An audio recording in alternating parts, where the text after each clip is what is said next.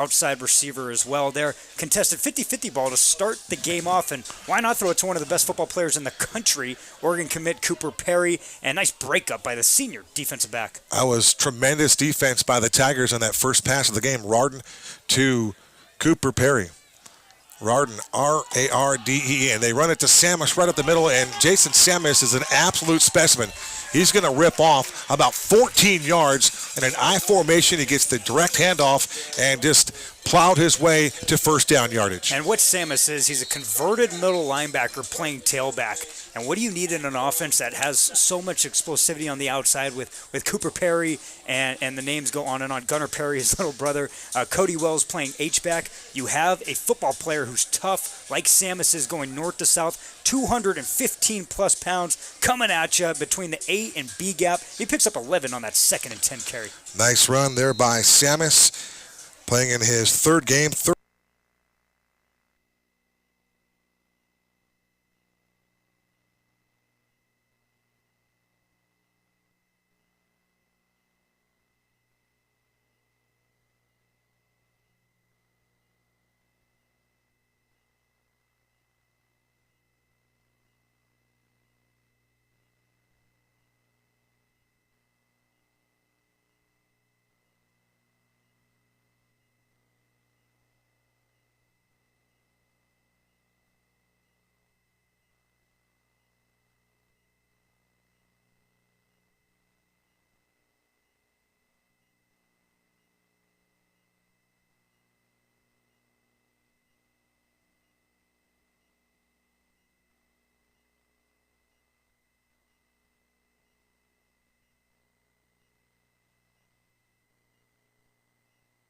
9-yard line of Millennium.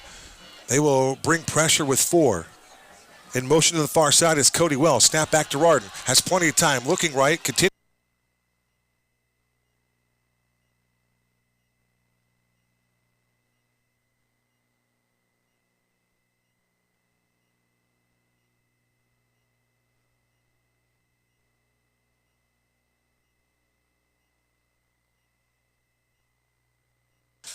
Adahan Bullard. Very nice. Hey, we'll take that with a nice play near the sideline. Cooper Perry lined up towards the field side there, and immediately, Kevin, we're going to see this all game long.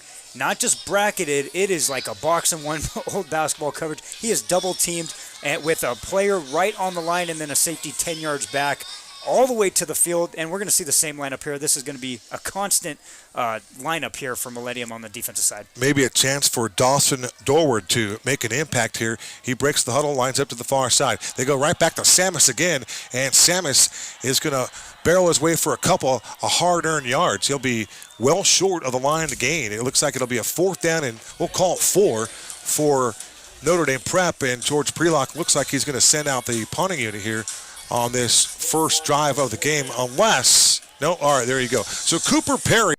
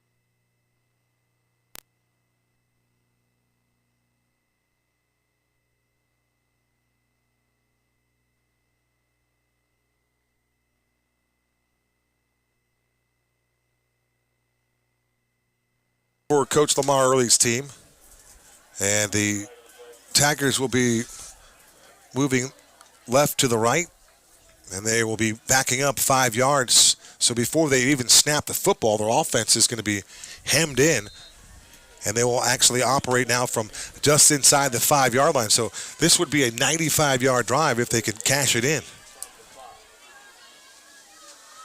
DeLong is the quarterback. He's going to hand it off to his tailback. And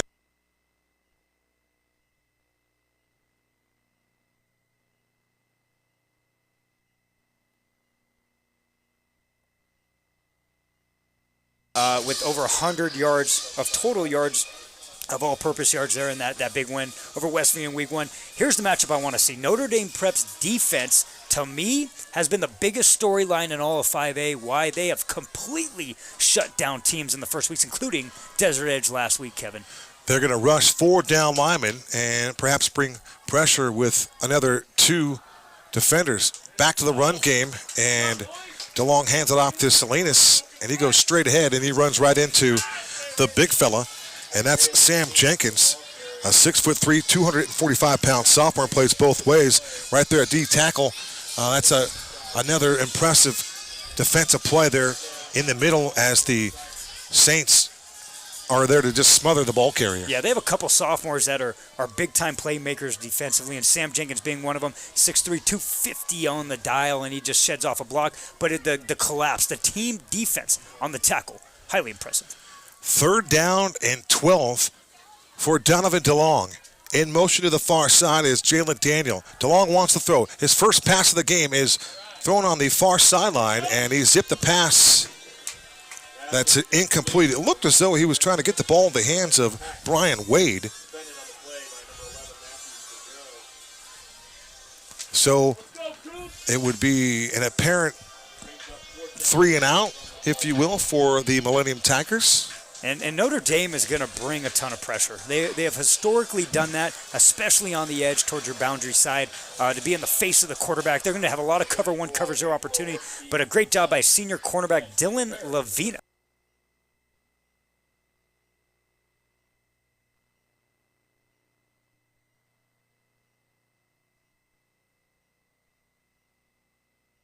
A punter, and that ball was batted up in the air and goes out of the back of the end zone, and that will result in a 2-point safety for Notre Dame. I think everybody was shocked, even people in the stands here, because in our angle we couldn't see it up here in the booth. We kind of have the white pillars blocking it, but they did bring the house. That punting unit was inside their 5. And special teams, we always talk about it every single week, Kevin, being an X factor in Arizona high school football games. It is the special teams and a safety on the board. And look at that beautiful graphic. I would like to see that one again, Cody, if possible, if that's something that we could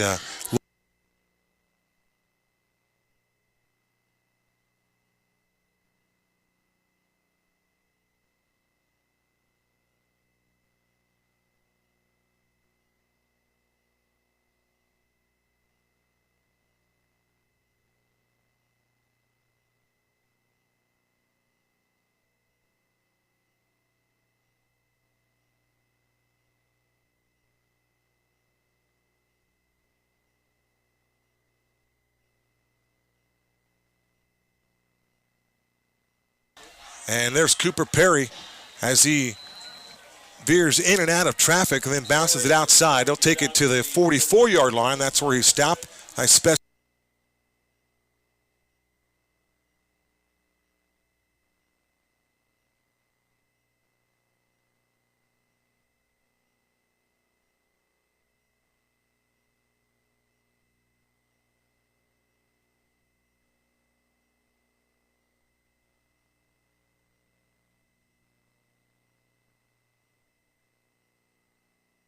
There's room to improve there. Well, let's play quiz your play-by-play broadcaster.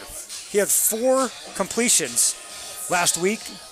Guess all 4 they were to. To Cooper Perry? To Cooper Perry. So when Millennium lines up 2 defensive backs, every single play on Cooper Perry, which once again they're doing right now, they are saying anybody else beat us here tonight. 1st and 10 from their own 43-yard line.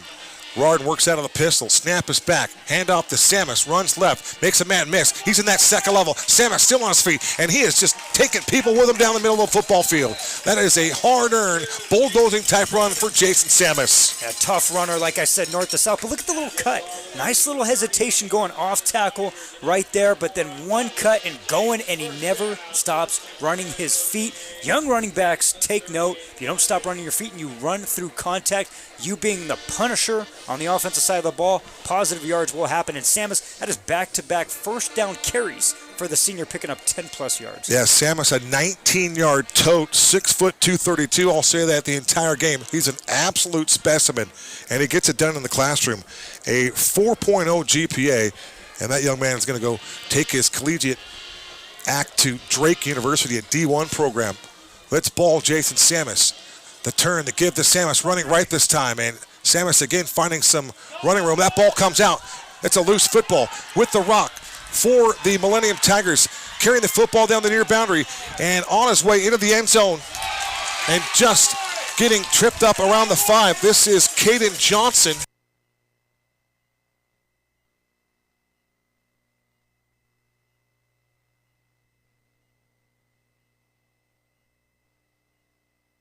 And defend that. Yeah, Dylan Rardin, the senior quarterback, just hustles and busts his tail down there to trip him up. That's a great hustle play. But how about the sophomore and the Millennium Tiger, Caden Johnson, just eyes on the football, prowling, picks it up and takes that inside the 10-yard line for Millennium's offense. And the first turnover of the game, Millennium's defense will see if they can capitalize. They will mark the ball at the 7-yard line. It'll be 1st and goal to go for the Millennium Tigers. Breaking the huddle, lining up to the outside is wide receiver Trey Peck. Defending him, and one-on-one coverage will be Dylan Lavinia. Donovan DeLong at quarterback, works out of the pistol. Salinas is the deep back. Salinas gets the call here. Makes the first man miss, takes it inside the 5, twists towards the 3, and he's going to be brought down around the 2-yard line. Nice run there by Salinas, twisting and turning. Finally brought down to the turf by the Saints, Landon Stike. Yeah, I think Salinas, too, we talked about his playmaking abilities, especially out of the backfield, but, you know, him in the back, him running the rock, especially what he can do catching passes, it just opens up so many different outlets that we can do with the play-action game and running off tackle. And Coach Early told you in the pregame here that this is going to be the kid to watch out for offensively. 2nd and goal from the 2. That was Landon Stick, S-T-Y-C-H, Stick on the defensive play. This is an RPO by DeLong. He faked it to Salinas, and there was a lot of traffic following Salinas, and DeLong opted to call his own number and fell forward for maybe a half a yard. That's about it. Yeah, big tackle by the senior defensive tackle. 6'3", 245-pound senior Drew Jacobs, just stuff in the middle. Midline read option down there when it's just all congested. That's a tough play.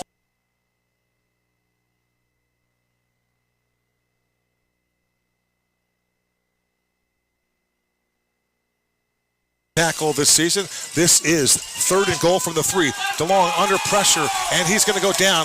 He gets sacked, and I believe it was Jacobs once again. In back-to-back plays, Drew Jacobs comes up and is huge defensively for the Saints. Yeah, the senior putting on back-to-back for Zone 48 broadcast tonight at Bemis Field, but once again, just shedding the guard block. They tried a little play action down there inside the 5, a little combination route towards the field side. Just not enough time. DeLong tried to step up, and the senior was right there for the sack. So it looks as though it'll be a field goal opportunity. It'll be a 27-yard field goal attempt here for Millennium. The holder is Hayden Potter. The kick is on its way. It has plenty of leg, and the kick is good. Daniel Meadows hits one from 27 yards away on the near hash mark, and that will be the second score of the game, as Millennium has now taken a 1-point lead over Notre Dame. You would think that for the Tigers, maybe Donovan DeLong just hit a 3-run home run. It's now 3-2 over Notre Dame. Hey, putting points on the board is most important. Obviously, you want 7, especially being inside the 10.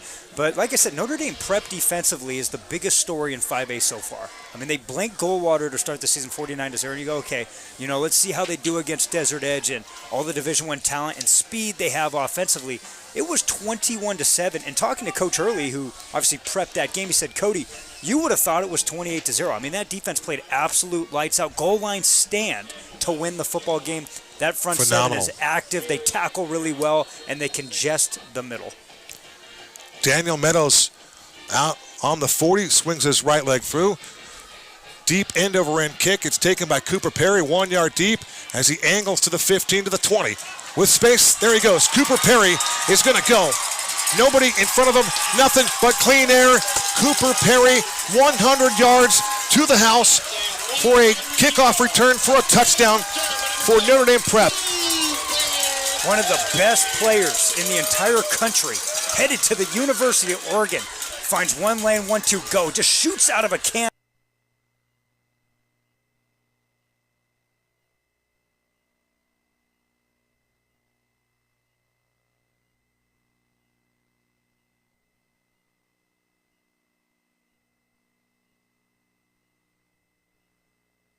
That Cooper Perry took it out of the end zone to go coast to coast, and I believe unofficially that is Cooper Perry's first ever return for a touchdown at the varsity level. He's thrown a touchdown pass. We know what he's done on the ground. We know what he's done as a wide receiver, but as a return man, I believe that's touchdown number 1 in his career. Yeah, and it's hard not to hear the comp, right? He's heard the comp his entire career at Notre Dame Prep. They go Jake Smith. I mean, very similar in terms of stature, the speed, the separation of speed, the acceleration. And Jake Smith had 1 million touchdowns in 18,000 different ways here. But they're also lacrosse players. I know me and you talked about this in our pregame call of like the amount of talent in the lacrosse program here that translates to football. And you see the fluidity and just how loose these guys play 1-2 cut go. It's like they're on ice skates and they're just skating through the defense. Jake Smith, as the game's going on right now, watched him in the first quarter against Texas State for ASU, and he takes a fly sweep and on the first possession, 18 yards, and I mean, it's just the speed of these guys, right, is always there, and that's why the University of Oregon comes down here, sees Cooper Perry, and goes, "You will be a perfect fit." He is a perfect fit for Notre Dame Prep and George Prelock and all the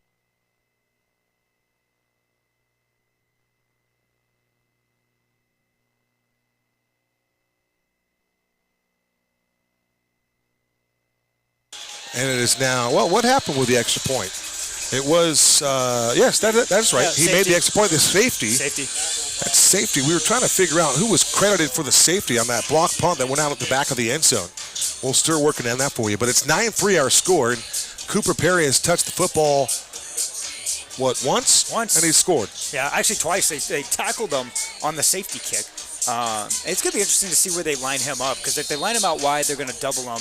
And the previous possession before the fumble, they lined him up in a trips bunch set, and that obviously cancels out the double team. So they're going to move him around and try to get him, I would say, about 8 to 10 touches at the very least tonight. I've got that unofficially for 101 yards, and boy, that was a smooth run. He is just silky smooth. Let's just call it what it is. DeLong to the air. Low snap, fire step. That ball is caught. Looks like Pack turns the corner, and he's going to pick up a really nice gain, showing speed to the edge for Trey Pack. And he's one of the ones that can hurt you. Only a junior, maybe small in stature, 5'8", 155, but talking to Coach early on the field pregame, he said, pound for pound, this is one of our toughest kids, and he's definitely one of our most athletic. And so that's just a simple one-read, quick out route. You see him turn that corner with the speed, picks up 7, and same thing, the elusivity of Peck, he is a dangerous threat in the slot. 2nd down and 3 from their own 24-yard line. Salinas is the deep back. DeLong again out of the pistol and a 2 wide receiver package. They give it to Salinas. He goes straight ahead, and he's going to lean forward really close to the line necessary to move the sticks. I believe he's going to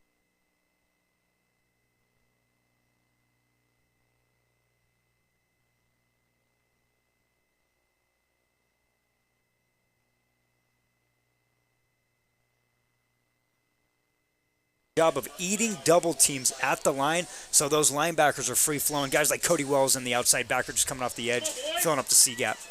DeLong from the 10-yard line. No, that's not absolutely correct. It's 1st down and 10.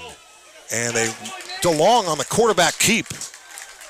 And he is forced out wide, and coming up to make the stop is Nathan Jones.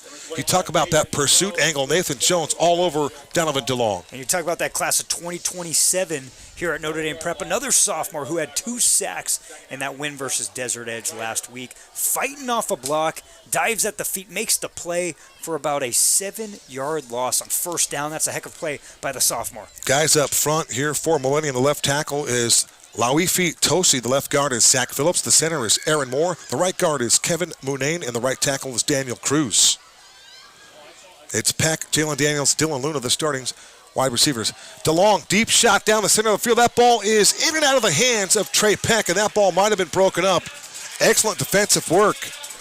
Defensively, it was Dylan Lavinia, the cornerback, 5'10", 160, and I think he got a hand on that, Cody. Yeah, well, Peck not only did he get behind one, not two, but three defensive backs, and DeLong actually put it out. He had a step on him. Maybe DeLong hung that just a little bit too much on kind of the rainbow.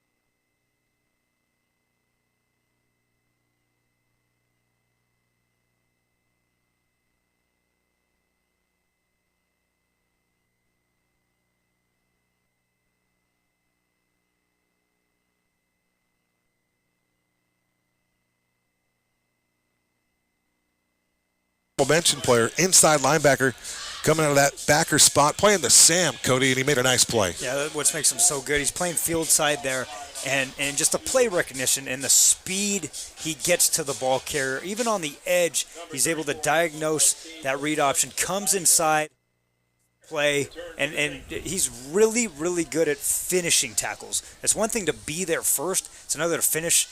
That's why University of Nevada really likes this kid. Bad snap and a great job of getting rid of that punt by Ortiz. Perry's back deep, makes the first man miss, and he is just so impressive with his footwork going side to side.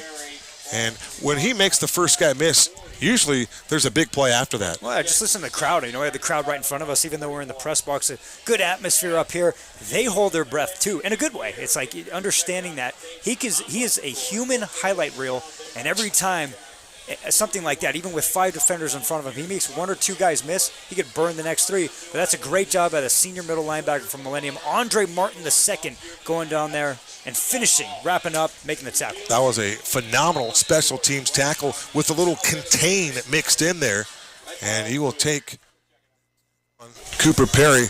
We've seen what he can do with the football very briefly here. Just 2 touches. He's already got 101 total yards here in tonight's game. Samus will move up. He's flanked to the left of the quarterback, Darden. Darden to the air, over the middle, and that ball's caught by Perry. Across her at the 45, hesitation to the 40, and he's going to stiff arm a tackler. It's Hunter Salinas, and they'll have a conversation out of bounds. But again, that glide by Cooper Perry, he's going to check out for just a moment and catch his breath here, and he deserves a chance to catch his breath. Well, he just ran across the field, right? And we had a simple intermediate crossing route. And what they did, even though he's double teamed in the boundary, they have a clear out with the streak or fade in that slot route. Kind of a natural pick play. And Cooper catches the ball in traffic. There's about 6 Millennium Tigers around him, and he comes up with the rock and then gets the speed to the outside to pick up about 15, 20 there on first down. How about 22 yards? Let's go, 2-2 on the dot. 22 from Cooper Perry. Nice ball there by Rardin. For Rardin, has 3 touchdown passes here in the early stages of season. Hand off to Samus to the right side in space again. Samus trying to get the edge. He does. Turns the corner, and for Jason Samus, he loves the contact. He's finally forced out of bounds by Cade Johnson, who nearly had that fumble return for a touchdown, but Cade Johnson active, this time on the chase. And how about the lead blocks there? H-back Cody Wells. Also the linebacker stud that we've been talking about. And another one, Noah Fagan with a huge, Nathan Jones with a huge kick-out block and a pancake on the edge there.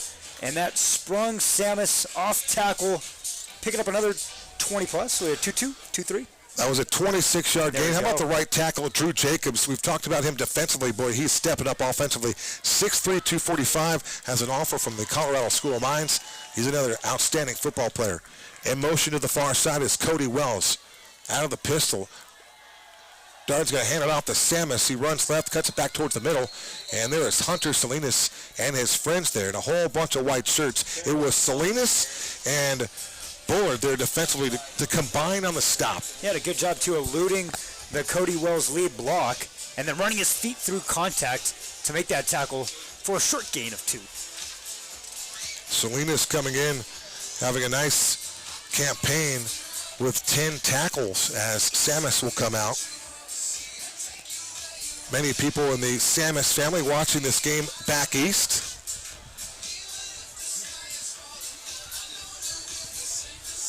Final 40 seconds of quarter number one winding down. Checking in here for Notre Dame is Gunnar Perry. That is Cooper's little brother.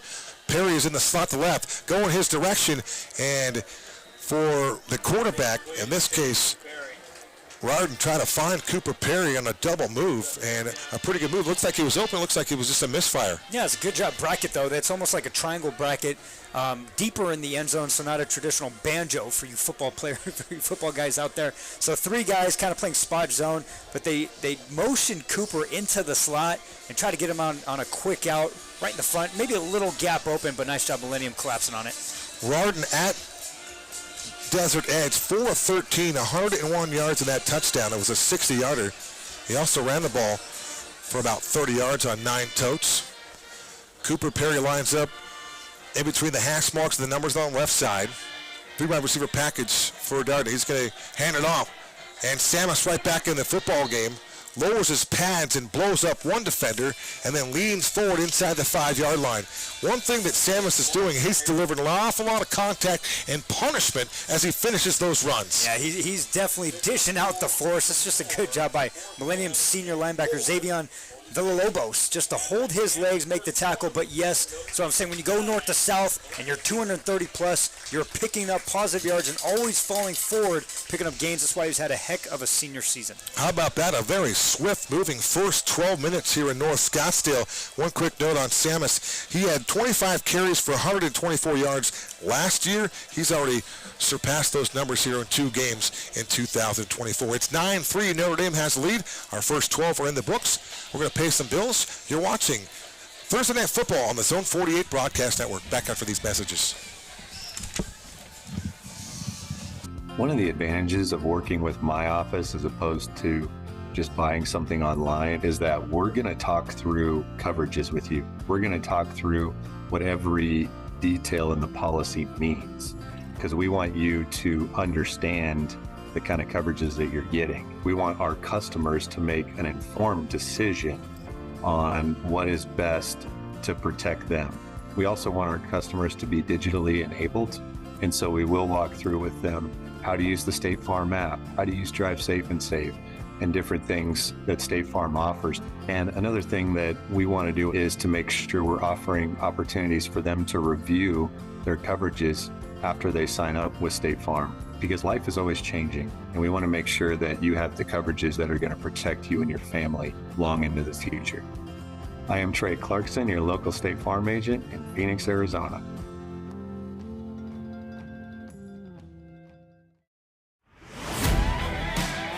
It's game day at Raising Cane's. If you want to order like a champ, forget about X's and O's. The only play you're running is chicken. So what combo are you picking? We've got tailgates of hand-battered, cooked-to-order chicken fingers and cane sauce, and jugs of freshly made tea and lemonade. This season is about to be unbeatable. Raising Cane's chicken fingers, one love.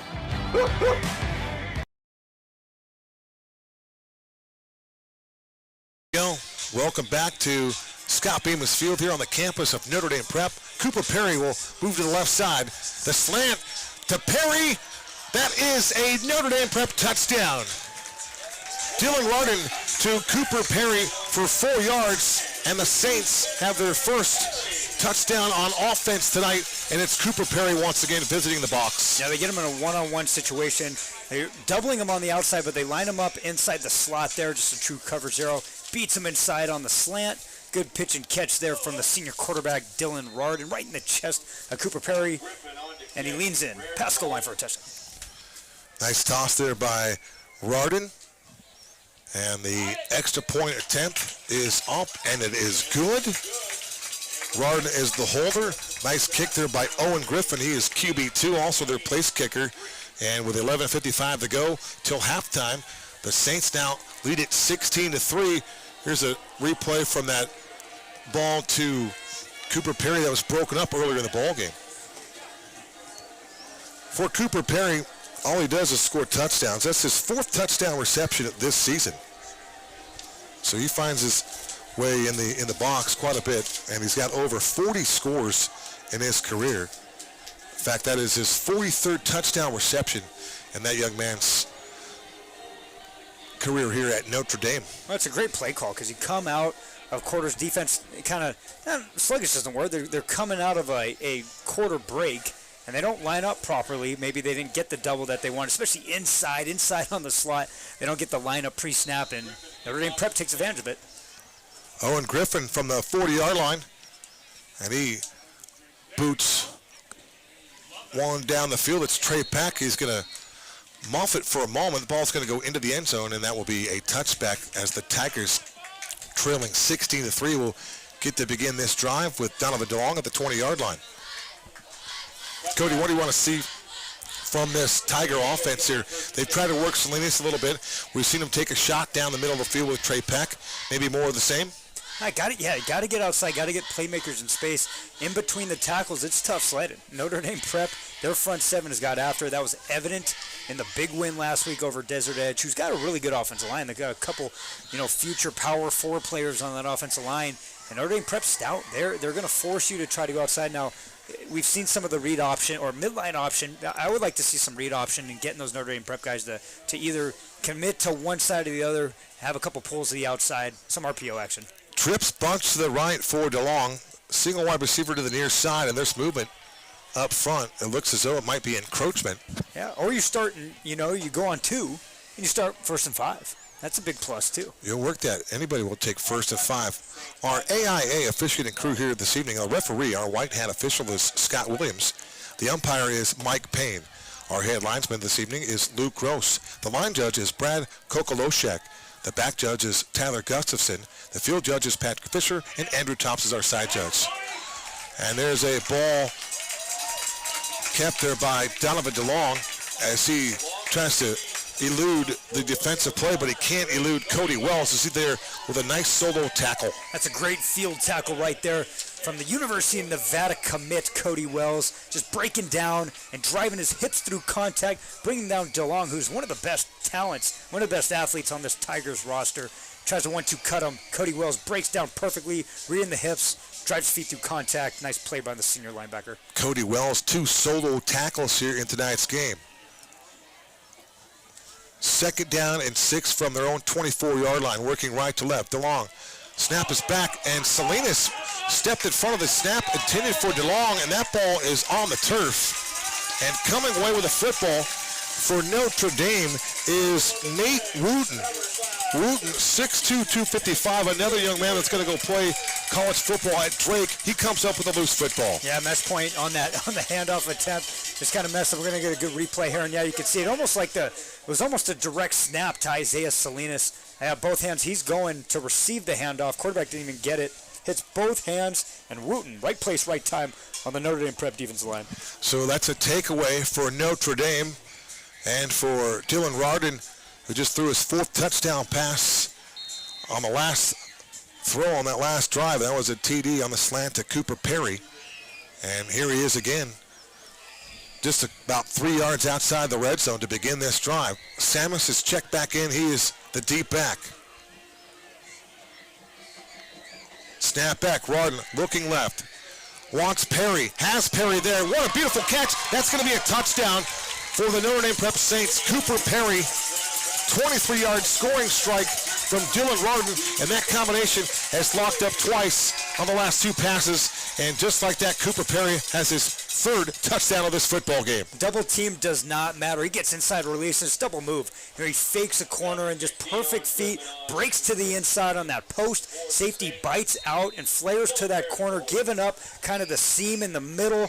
Nice pitch and catch once again. You can see the chemistry with the 2 seniors here. Dylan Rardin puts it right in the chest, only where Cooper Perry can grab it, 2 hands, and the 3rd touchdown for the University of Oregon commit. The Griffin point after try is once again, it's good.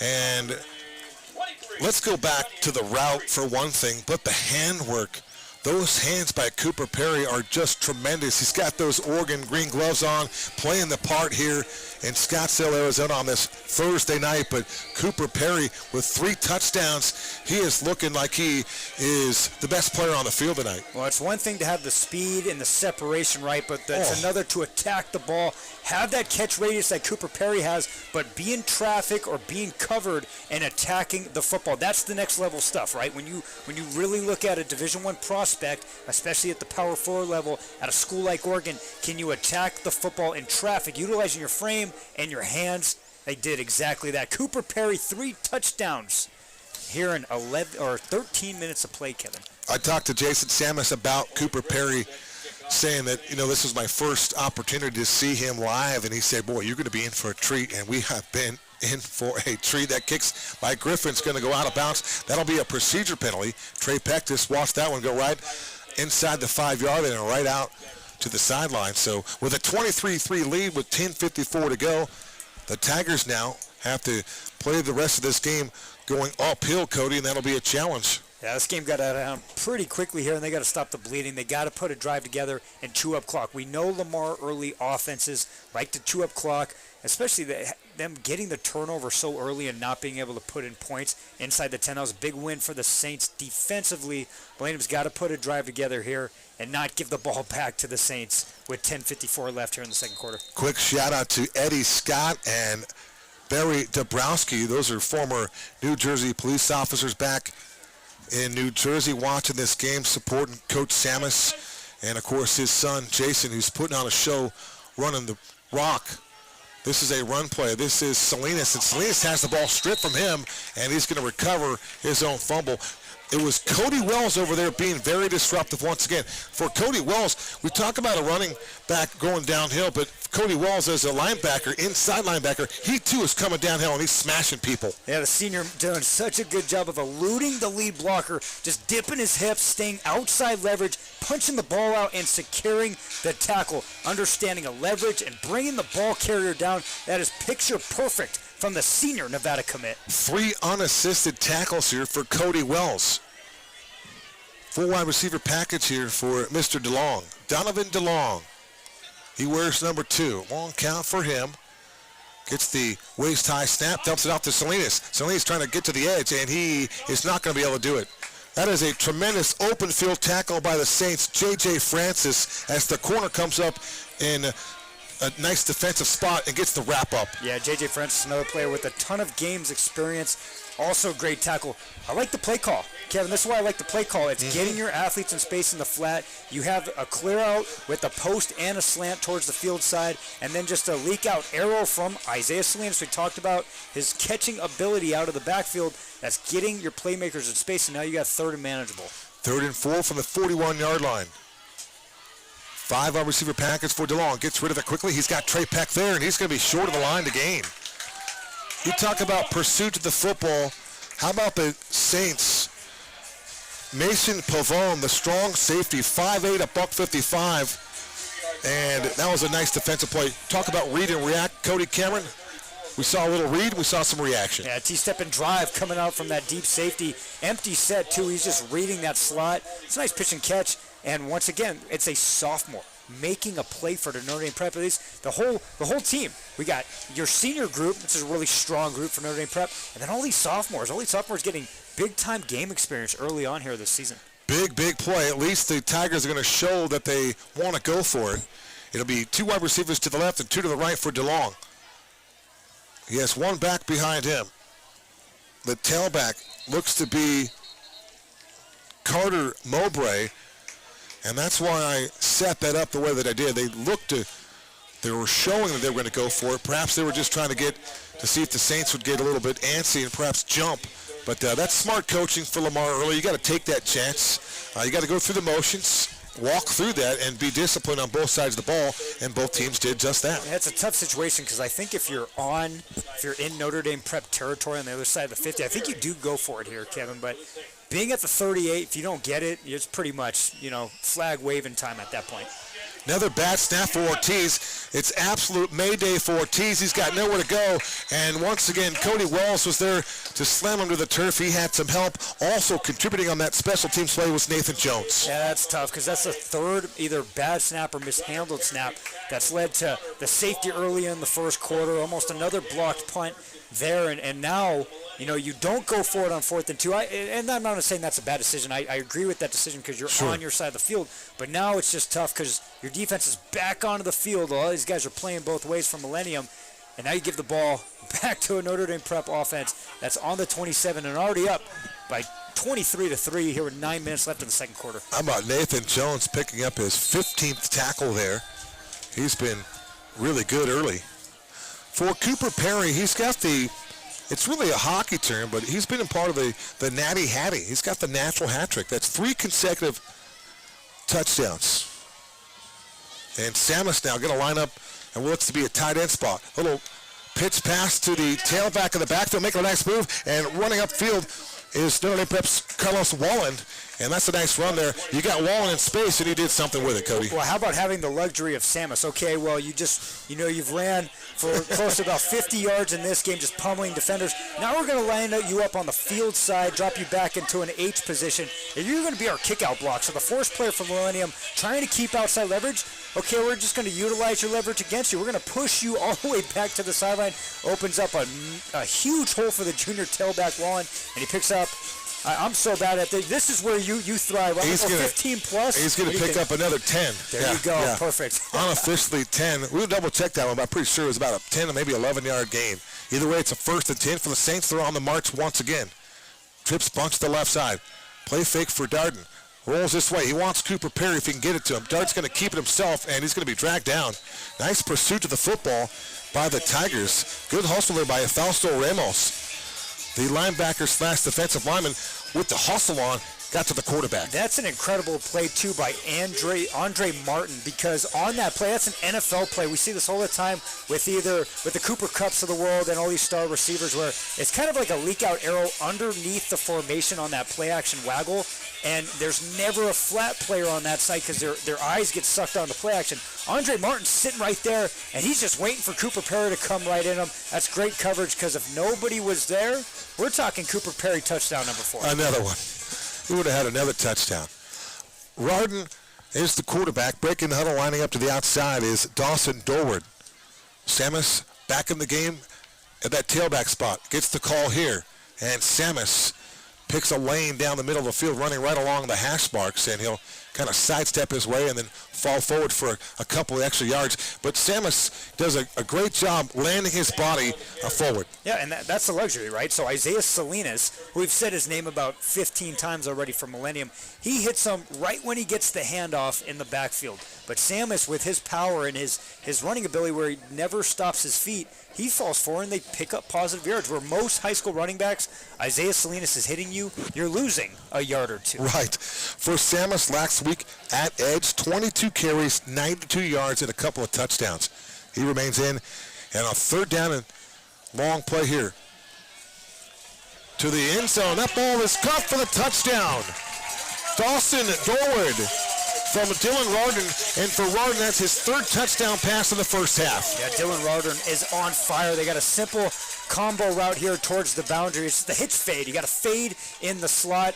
You just go outside release, footwork in the slot position, and a nice pitch and catch from senior quarterback Rarden to another senior receiver, Dawson Dorward. And Dylan Rarden have a first half. He is on fire here tonight, Kevin. He really is. Dawson Dorward with his first catch of the game, maybe a second target, but his first touchdown. And once again, Owen Griffin banks home the point out the try into the night sky here in North Scottsdale. With 7:10 remaining till the intermission, it's now 30-3 Notre Dame. They're putting it on the Tigers, and we talked to Coach earlier. You and I both did this week, and his team it's early in the season, but they're banged up. Yeah, they're really banged up, and playing a team like Campo Verde, where they led, midway through the fourth quarter, that is a physical team, and to have a short week after playing a team like Campo, where you were leading, and then you dropped it in the last 6-7 minutes of that football game, have to turn around and play one of the hottest teams, not just in 5A, but the entire state of Arizona right now in Notre Dame Prep, who's the opposite. They are completely healthy, minus, I think, one or two guys out there, but for the most part, you're still facing the behemoths out there and having to tackle a 230-pound beast. And Samus, that's tough, man, for a defense. Yeah, Samus is an absolute load. You do not want to be running into him at any point. Griffin swings his right leg through it, sends one to the near side, and picking that one up is Trey Peck. Wanted to go to the far side, changes his direction, works back this way, and he's going to run right into the special teams tackle there of Matthew Trigueros. Trigueros, 5'7", 145. He's a senior. His big brother Noah Trigueros was a standout here a year ago. He's now playing at Dartmouth. Yeah, that's a great job by Matt right there, because he's the last line of defense on the outside, and Trey Beck tries to go back against the grain, and Matthew Trigueros is sitting right there. And here's what I'm really impressed with, just broadcasting quarter half of this game, is the ability for Notre Dame Prep to tackle in open field with just one guy. Yes. The defense is flying to the football, but the first guy, not only is he wrapping up, he's getting the ball carrier down, and that's a huge plus when you're talking about defense. That's a well-coached unit right there for Notre Dame Prep. And we've said Cody Wells, he's done that 3 times in the solo category. DeLong has Salinas behind him. Out of the pistol, low snap. Here comes the pressure. DeLong's going to have to scramble, and he's just going to dump it off. That's a smart play for Donovan DeLong, but you have to credit the Saints defense, an A-gap blitz, and there was pressure immediately. Yeah, the true Mike backer for the Saints. Wesley Burke came hauling up the A-gap on a blitz, and he absolutely blew up not only the running back trying to block up front, but also the entire play, and DeLong had nowhere to go and nothing to do because he was about to take a 10-yard sack. So a nice heads-up play from DeLong, getting it off and showing the aggression. Wesley Burke, the Saints are dishing it out tonight. Nick Smith, he's the defensive coordinator. In fact, for Nick Smith, he played at Notre Dame back in the day, played for Lou Holtz, and you can bring that kind of message back here to these young student athletes. That's impressive. George Prelock has really built a nice staff. Run play here, it looks like Salinas trying to find any kind of room to run. He's just a feisty dog down in there. And there's all kinds of guys. When Salinas has put the ball on the carpet twice, once you do that, Cody, now it's it's like an 11-alarm fire. Everybody's coming after you. Sharks, man. Sharks smelling blood in the ocean, and that's where they are an even front. They have true 7 in the unit, and they drop 4 back, but those 7 up front, they plug holes, they get after it. They have great outside leverage, and they collapse. They do a great job of collapsing, so any of those in-between tackle runs, it's tough. Coach Prelock has been around Notre Dame football for nearly 21 years. He's been the head coach the last 8. He's the 4th head coach in the program's history. Low snap for DeLong. Works to the far side. Throws on the run. Nice deep ball to the outside. He wanted Trey Peck, and that ball is just too far out of bounds.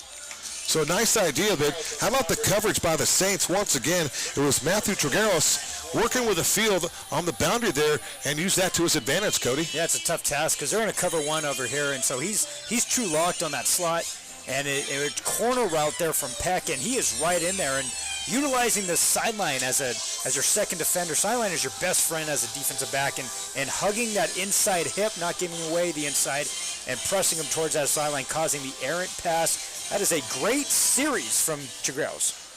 No doubt about it. Nice defensive pressure on the outside created by Landon Stick. The punt back, and this one nearly was blocked. Doing a great job to get rid of it was Angelo Ortiz. And Cooper Perry will just let this one go right by him.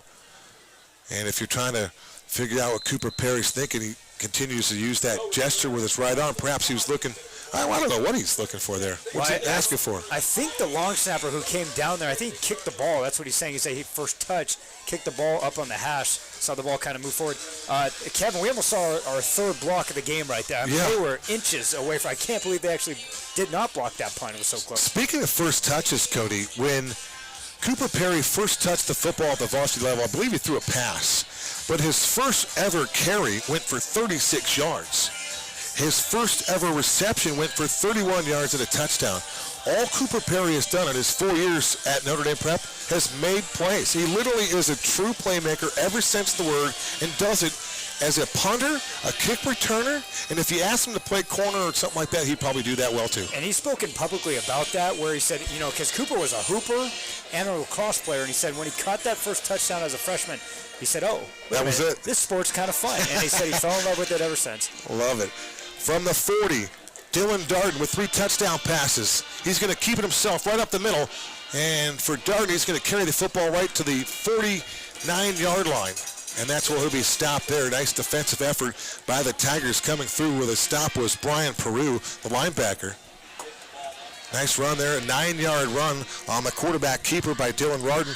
See, that's just not fair because Millennium, you're bouncing to the outside. You got 2 lead blockers and a fly sweep coming at you from Cooper Perry. A great read from Rardin, cuts against the force player coming way up the field.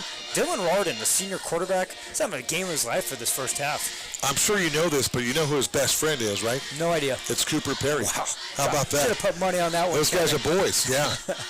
So, in fact, really nice compliment by Cooper Perry. When I asked him about his quarterback, he said, I love that guy so much. He said, we're best friends, and he's worked on his game so much and has improved so much, and he really is happy for success. I get, the not the goosebumps, it's a feel good. Yeah, that's cool, man. When your teammate, unsolicited, recognizes your work effort and your work ethic and what you're trying to do to get better. He's trying to equal his buddy, and right? It's a feel-good moment, too, because it's a quarterback that put his time in, right? He sat behind Noah Trigueros, who is one of the best quarterbacks in the state of Arizona. If you guys did not were able to watch Noah, he was an electrifying quarterback for these guys the last couple of years.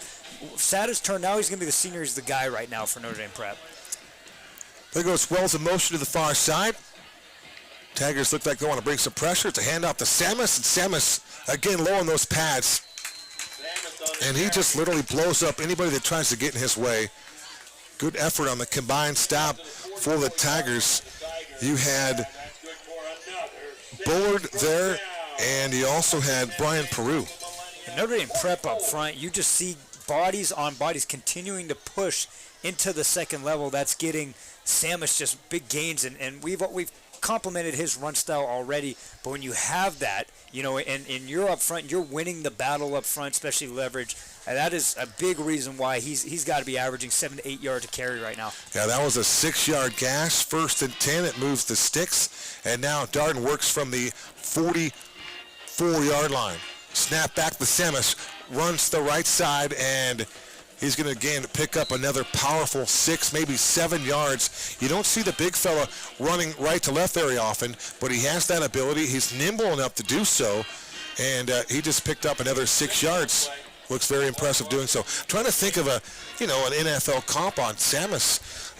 I know this goes back a few years, but his dad's old enough to know who he is. I'm going to say Merrill Hodge. Well, I'm going to go with. And there's other guys. Like Tampa Bay Buccaneer, typically. Allstott, yeah, fullback. No. Yes, so I was going to go with him. Not just bad. A big bully, and that's back when he would get 8 to 10 carries a game in the Bucs offense. They'd run that Rhino package with 40. Mike Allstott, what a dude.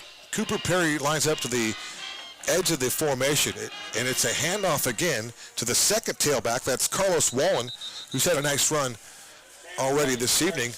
And Wallen's going to pick up a yard, maybe 2, but nice job there defensively by the Tigers. This time it was Antonio Portillo, the linebacker. Yeah, Portillo and Isaiah Salinas. Isaiah Salinas just seems to be one of those players who's constantly around the ball carrier. It doesn't matter where he lines up, typically on that field strong side linebacker. He is always around the ball carrier because he's a great job of just sniffing out the runs, just diagnosing it.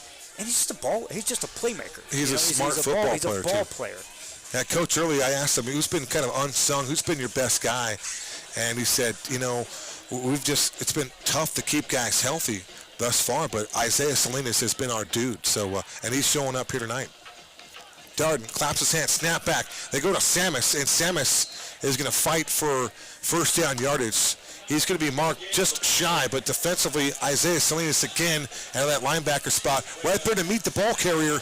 Mr. Salinas, meet Mr. Samus. That is a big-time collision. Yeah, field side linebacker, that strength side. He's reading that tackle. That tackle goes forward, man. He's reading run. He's collapsing off the edge, meeting the ball carrier in space, and there tackles him right at the line of scrimmage. Isaiah Salinas has to have been in about 7 or 8 tackles already, Kevin. Yeah, he's been impressive.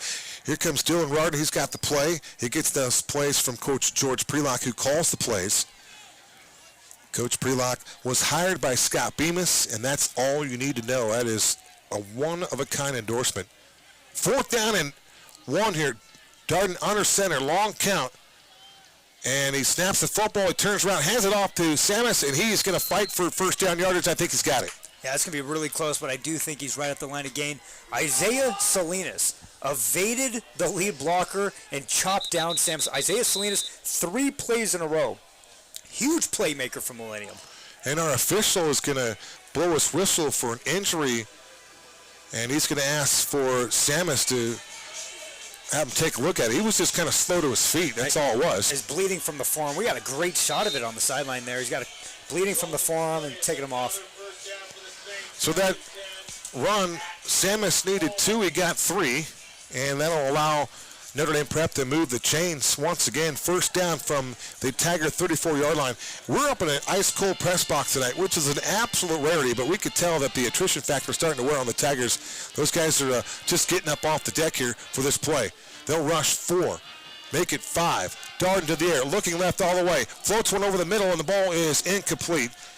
It looked like Cooper Perry broke his route off, and the ball went downfield. And running to get the football was Dawson Doward, who's already has a touchdown to his credit tonight. Yeah, they went trips to the field side and almost like a 3-vert area across with the crosses in the inside slot. And they might have had a deep post, and Millennium's kind of changing a little bit what they do defensively, especially on the trips. It's hard to double Cooper when you go trips to the field, and it's tough because you got to keep a guy in the box now because Samus and Notre Dame Prep are, they're chunking you up front. So that makes it a little bit difficult alignment pre-snap. When you look at Samus and you see his body down on the field before the game, he's just built differently. And we talked about the speed that he has. I mean, how many guys like that, 6'2", 232, that run a 4.8 40? That is picking them up and putting them down. Oh, big time. Tigers showing blitz. Here they come. They give it to Samus. He makes the first guy miss, and he cuts right towards the middle of the football field. Again, the footwork there by Samus allowed him to avoid the first missile coming in, and it was the second missile that got him, but he picked up a really hard-earned 1 yard. And Millennium doing a good job of tackling with their front 7, doing a good job tackling. Number 5'5". Don't have him on my roster here. 55, Caleb Ross. Perfect. Caleb Ross tackle him in. He's one of the biggest players out there on the defensive line for the Tigers. Caleb Ross starts at defensive tackle next to Fausto Ramos. The line up front, we want to get those guys in. Nate Wooten, the left guard, 6'2", 255. The right tackle is Drew Jacobs. The left tackle, Quentin Moody. The center is Thomas Roth. Darting to the air, looking over the middle of the field, and that pass was intended for, it looked like it was Cooper Perry. Cooper Perry was wide open on a crossing route, and there was another receiver behind him. That was Dawson Dorward, so perhaps somebody was in the wrong vicinity of that pass play. Yeah, they've ran this prior with that trip side where they clear out with the inside slot, Cooper lining up in the middle, and they just go cross right behind that. Natural pick play in the secondary, just missed him, kind of sailed him on that football play. So it'll be 4th down and 9 from the Tiger 33-yard line, and with a nice lead like 30-3 with 2:04 to go, you can play with this particular lead, and you can also play and go for everything on 4th down, Madden style. Samus lines up in the slot to the left in a 5-wide receiver package for Rarden. Empty set, looks left, loads up, and that ball is incomplete. He wanted Dorward on a fly route, and that ball was incomplete. So a nice job by the Tigers to slow everybody down. Caden Brown in on the defensive play.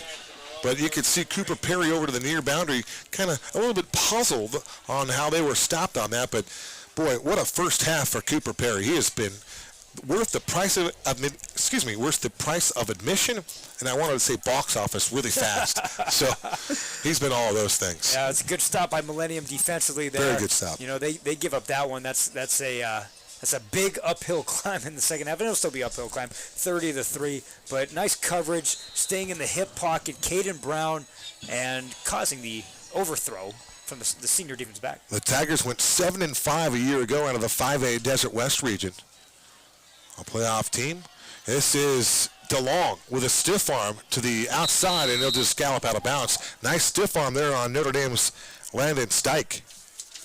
No, it's Stick. It's Stick. Tough one.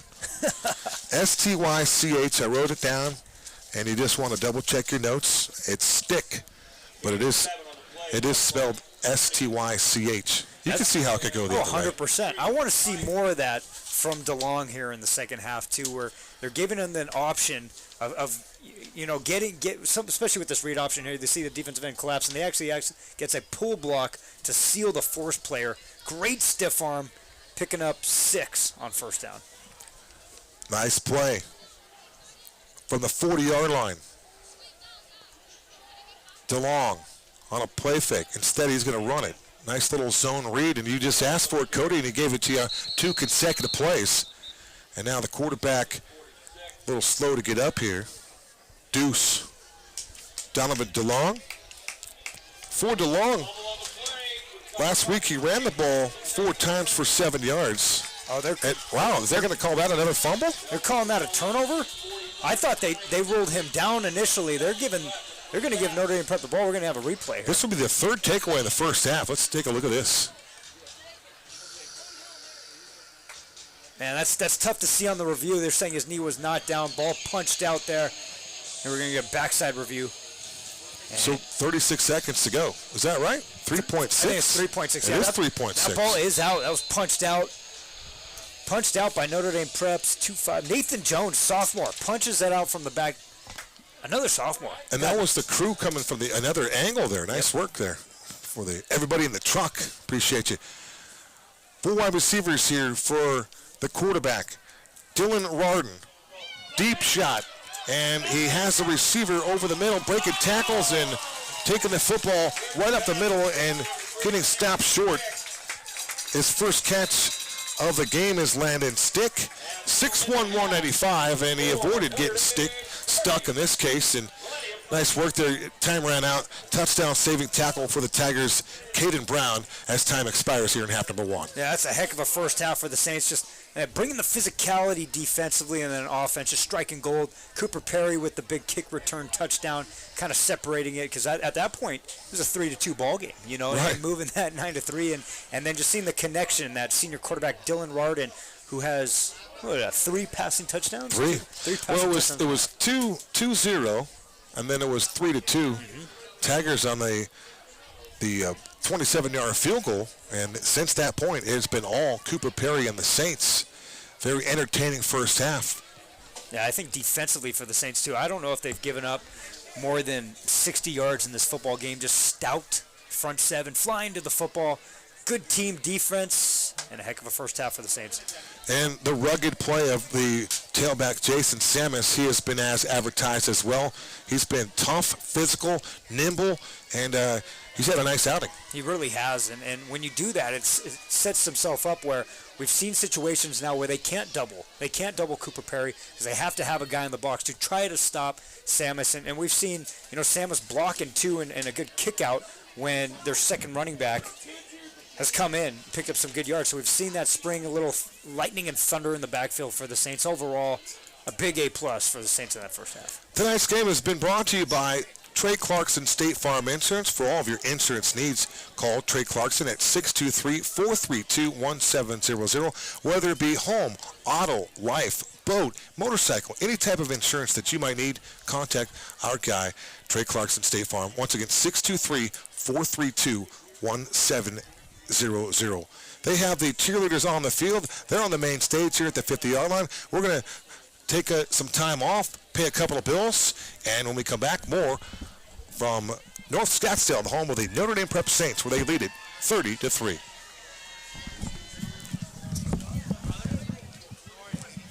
One of the advantages of working with my office as opposed to just buying something online is that we're going to talk through coverages with you. We're going to talk through what every detail in the policy means, because we want you to understand the kind of coverages that you're getting. We want our customers to make an informed decision on what is best to protect them. We also want our customers to be digitally enabled, and so we will walk through with them how to use the State Farm app, how to use Drive Safe and Save, and different things that State Farm offers. And another thing that we want to do is to make sure we're offering opportunities for them to review their coverages after they sign up with State Farm, because life is always changing, and we want to make sure that you have the coverages that are going to protect you and your family long into the future. I am Trey Clarkson, your local State Farm agent in Phoenix, Arizona.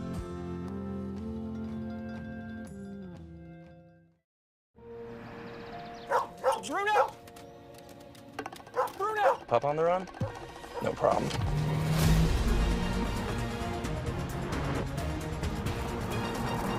With 5 drive modes, Rogue makes this a walk in the park.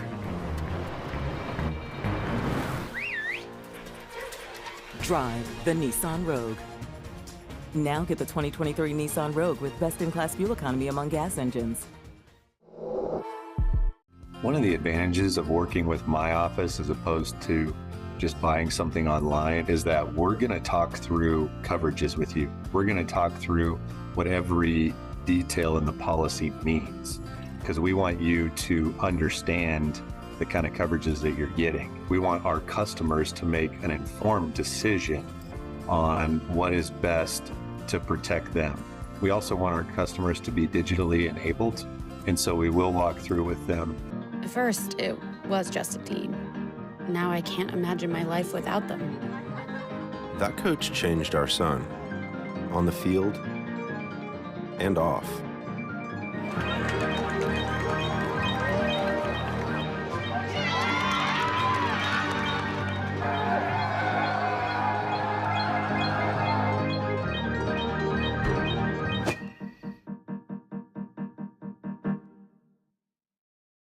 One of the advantages of working with my office as opposed to just buying something online is that we're going to talk through coverages with you. We're going to talk through what every detail in the policy means, because we want you to understand the kind of coverages that you're getting. We want our customers to make an informed decision on what is best to protect them. We also want our customers to be digitally enabled, and so we will walk through with them how to use the State Farm app, how to use Drive Safe and Save, and different things that State Farm offers. And another thing that we want to do is to make sure we're offering opportunities for them to review their coverages after they sign up with State Farm, because life is always changing, and we want to make sure that you have the coverages that are going to protect you. It's game day at Raising Cane's. If you want to order like a champ, forget about X's and O's. The only play you're running is chicken. So what combo are you picking?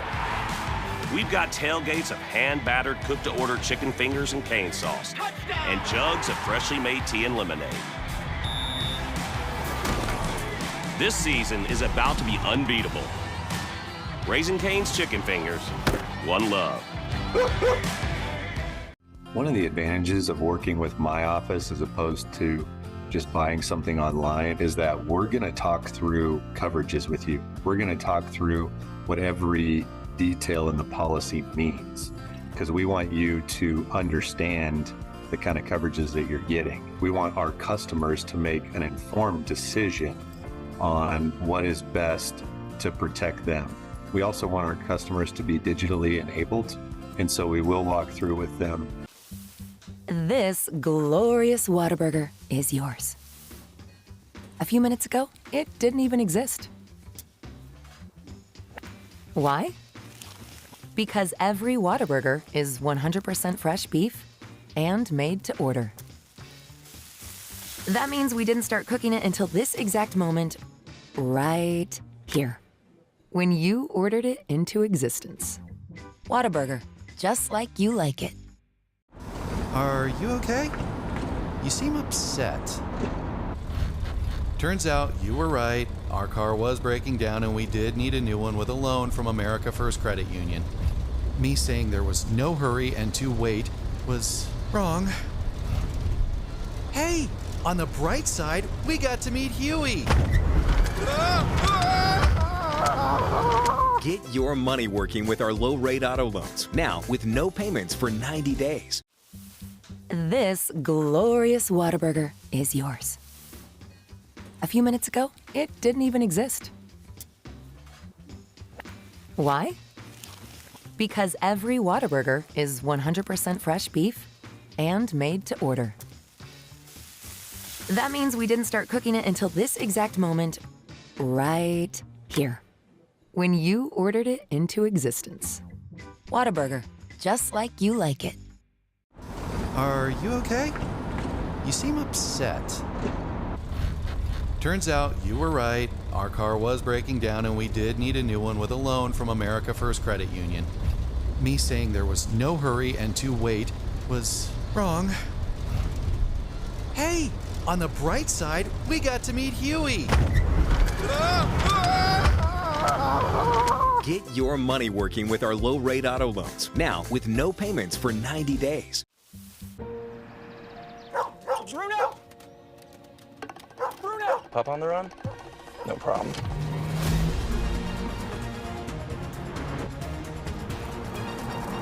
With 5 drive modes, Rogue makes this a walk in the park. Drive the Nissan Rogue.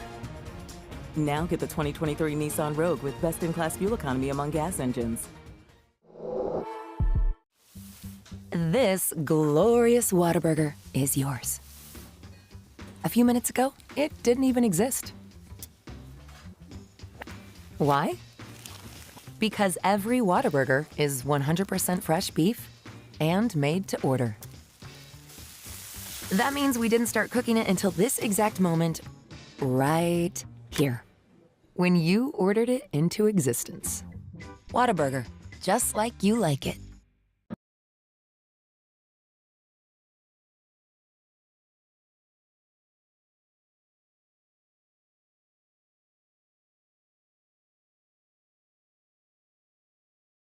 At first, it was just a team. Now I can't imagine my life without them. That coach changed our son. On the field and off.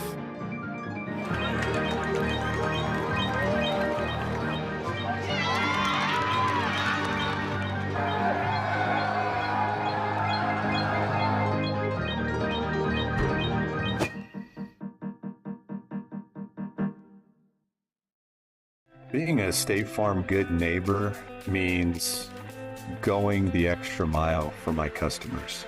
Our office treats our customers like family. This has been a family business for me in a sense for a long time. We're going to be there for you in good times and bad times. That might mean going to meet a customer somewhere to help them. That means being involved in our local community. One thing that I love about being a good neighbor in my community is giving back to local high schools and being involved in athletics. It's a family atmosphere here. This is more than a 1-800 number, and that's what I love about State Farm. I am Trey Clarkson, your local State Farm agent in Phoenix, Arizona.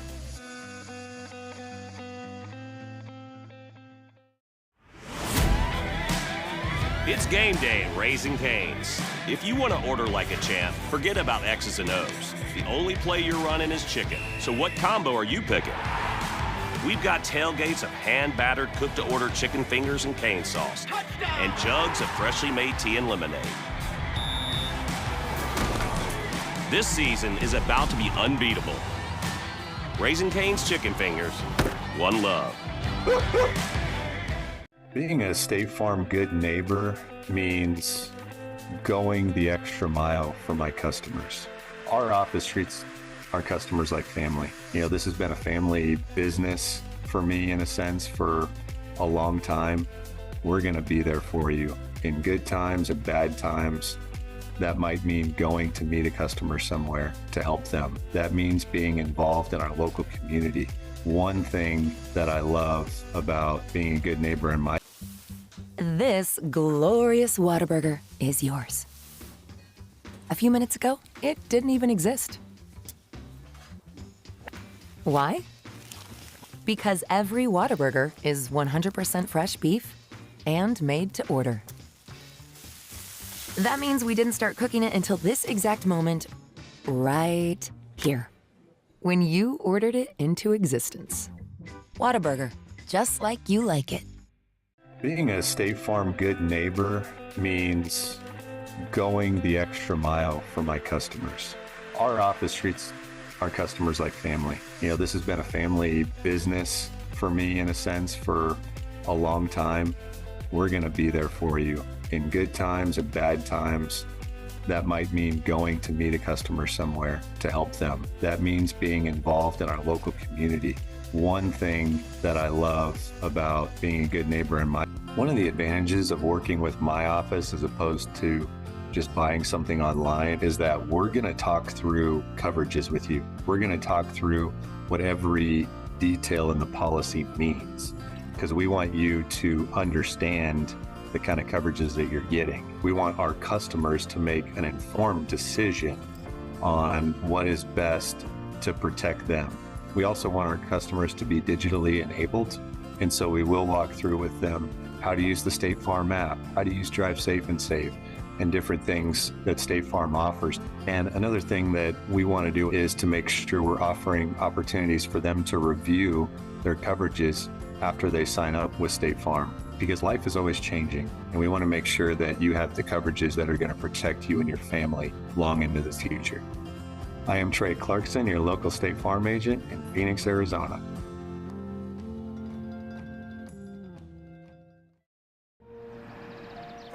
Bruno! Bruno! Pup on the run?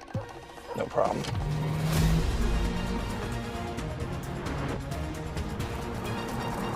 With 5 drive modes, Road makes this a walk in the park.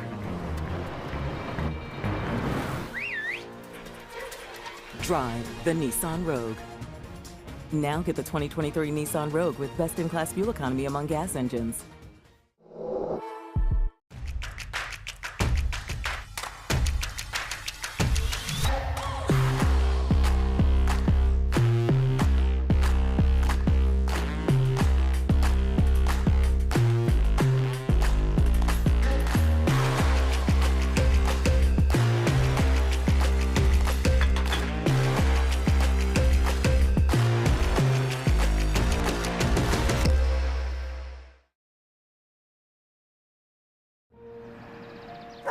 Bruno! Bruno! Pup on the run? No problem.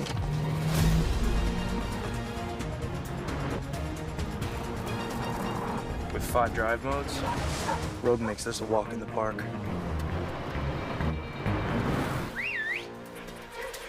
Drive the Nissan Rogue. Now get the 2023 Nissan Rogue with best-in-class fuel economy among gas engines.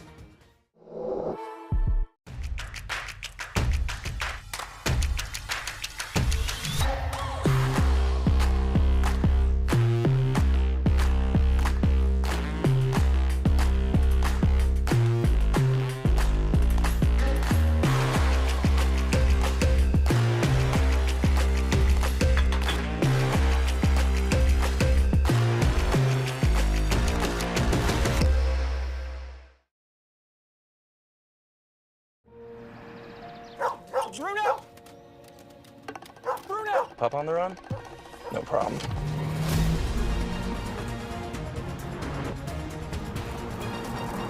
With 5 drive modes, Road makes this a walk in the park.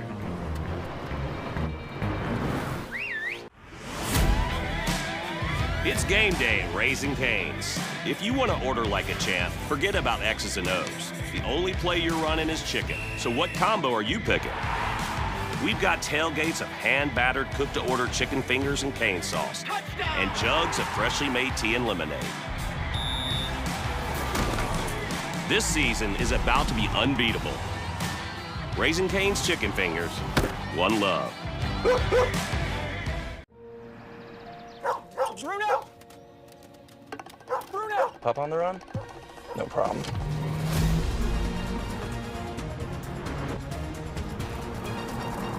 With 5 drive modes, Road makes this a walk in the park. Drive the Nissan Rogue. Now get the 2023 Nissan Rogue with best-in-class fuel economy among gas engines.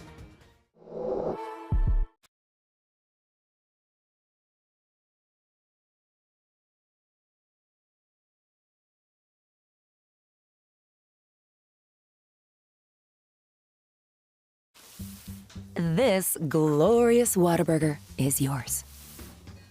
A few minutes ago, it didn't even exist. Why?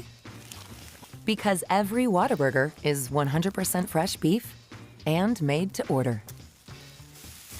That means we didn't start cooking it until this exact moment, right here, when you ordered it into existence. Whataburger, just like you like it. Bruno!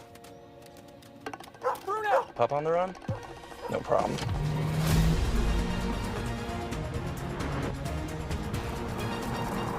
With 5 drive modes, Rogue makes this a walk in the park.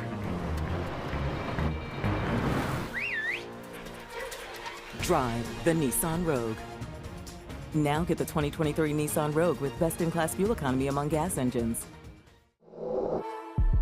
One of the advantages of working with my office as opposed to just buying something online is that we're going to talk through coverages with you. We're going to talk through what every detail in the policy means, because we want you to understand the kind of coverages that you're getting. We want our customers to make an informed decision on what is best to protect them. We also want our customers to be digitally enabled, and so we will walk through with them how to use the State Farm app, how to use Drive Safe and Save, and different things that State Farm offers. And another thing that we want to do is to make sure we're offering opportunities for them to review their coverages after they sign up with State Farm, because life is always changing, and we want to make sure that you have the coverages that are going to protect you and your family long into the future. I am Trey Clarkson, your local State Farm agent in Phoenix, Arizona.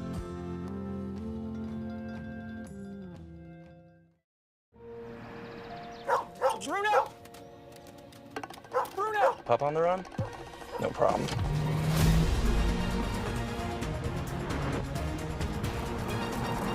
With 5 drive modes, Rogue makes this a walk in the park.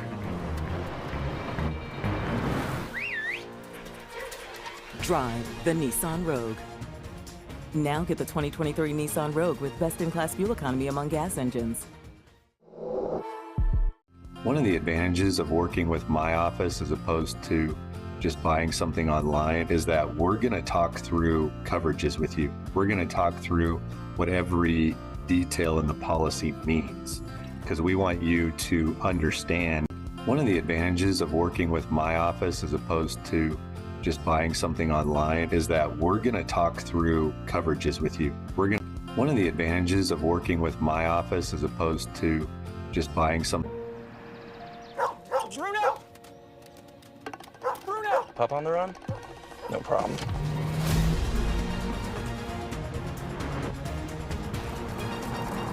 With 5 drive modes, Rogue makes this a walk in the park. Drive the Nissan Rogue. Now get the 2023 Nissan Rogue with best-in-class fuel economy among gas engines.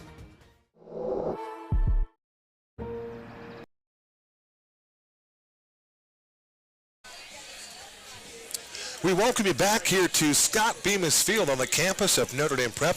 I'm Kevin Derryberry alongside Cody Cameron. And one quick note while we're waiting for the second half to commence, be sure to check in with the Friday night wrap-up show on Friday nights on 1580 The Fanatic. You can hear my broadcast partner Cody Cameron, the new host of the Friday night wrap-up show. 2 hours of just mad radio with all kinds of interviews, tons of action, high energy.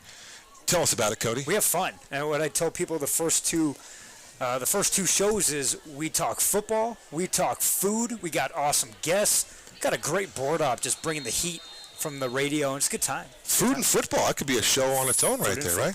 Owen Griffin boots one with his right leg, angles it to the near boundary, takes a wild bounce, and trickles out of bounds.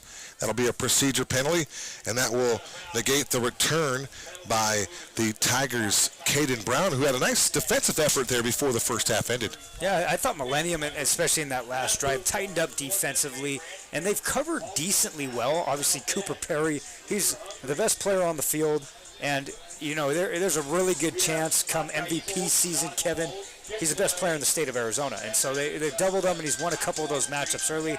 A really good first half from senior quarterback Dylan Martin, 3 touchdowns in that first half. But Millennium did tighten up. What you have to do here, I kind of like what they did with their quarterback, Donovan DeLong, just getting him in space with some of those read options. But get your playmakers the ball in space, and you have to put points on the board in this half. So DeLong will start this drive on his own 35-yard line, and once again in the backfield is Hunter Salinas working out of the pistol. Saints look like they're going to blitz right away, and they do come in, getting clotheslined in the backfield. That was quite a pop. How about Jacobs once again? Drew Jacobs, DJ 72, My goodness. It looked like he had the snap count, Cody. That was very disruptive. Give him a TFL. Yeah, it looked like he was untouched right there. And coming off the line and just making a heck of a tackle.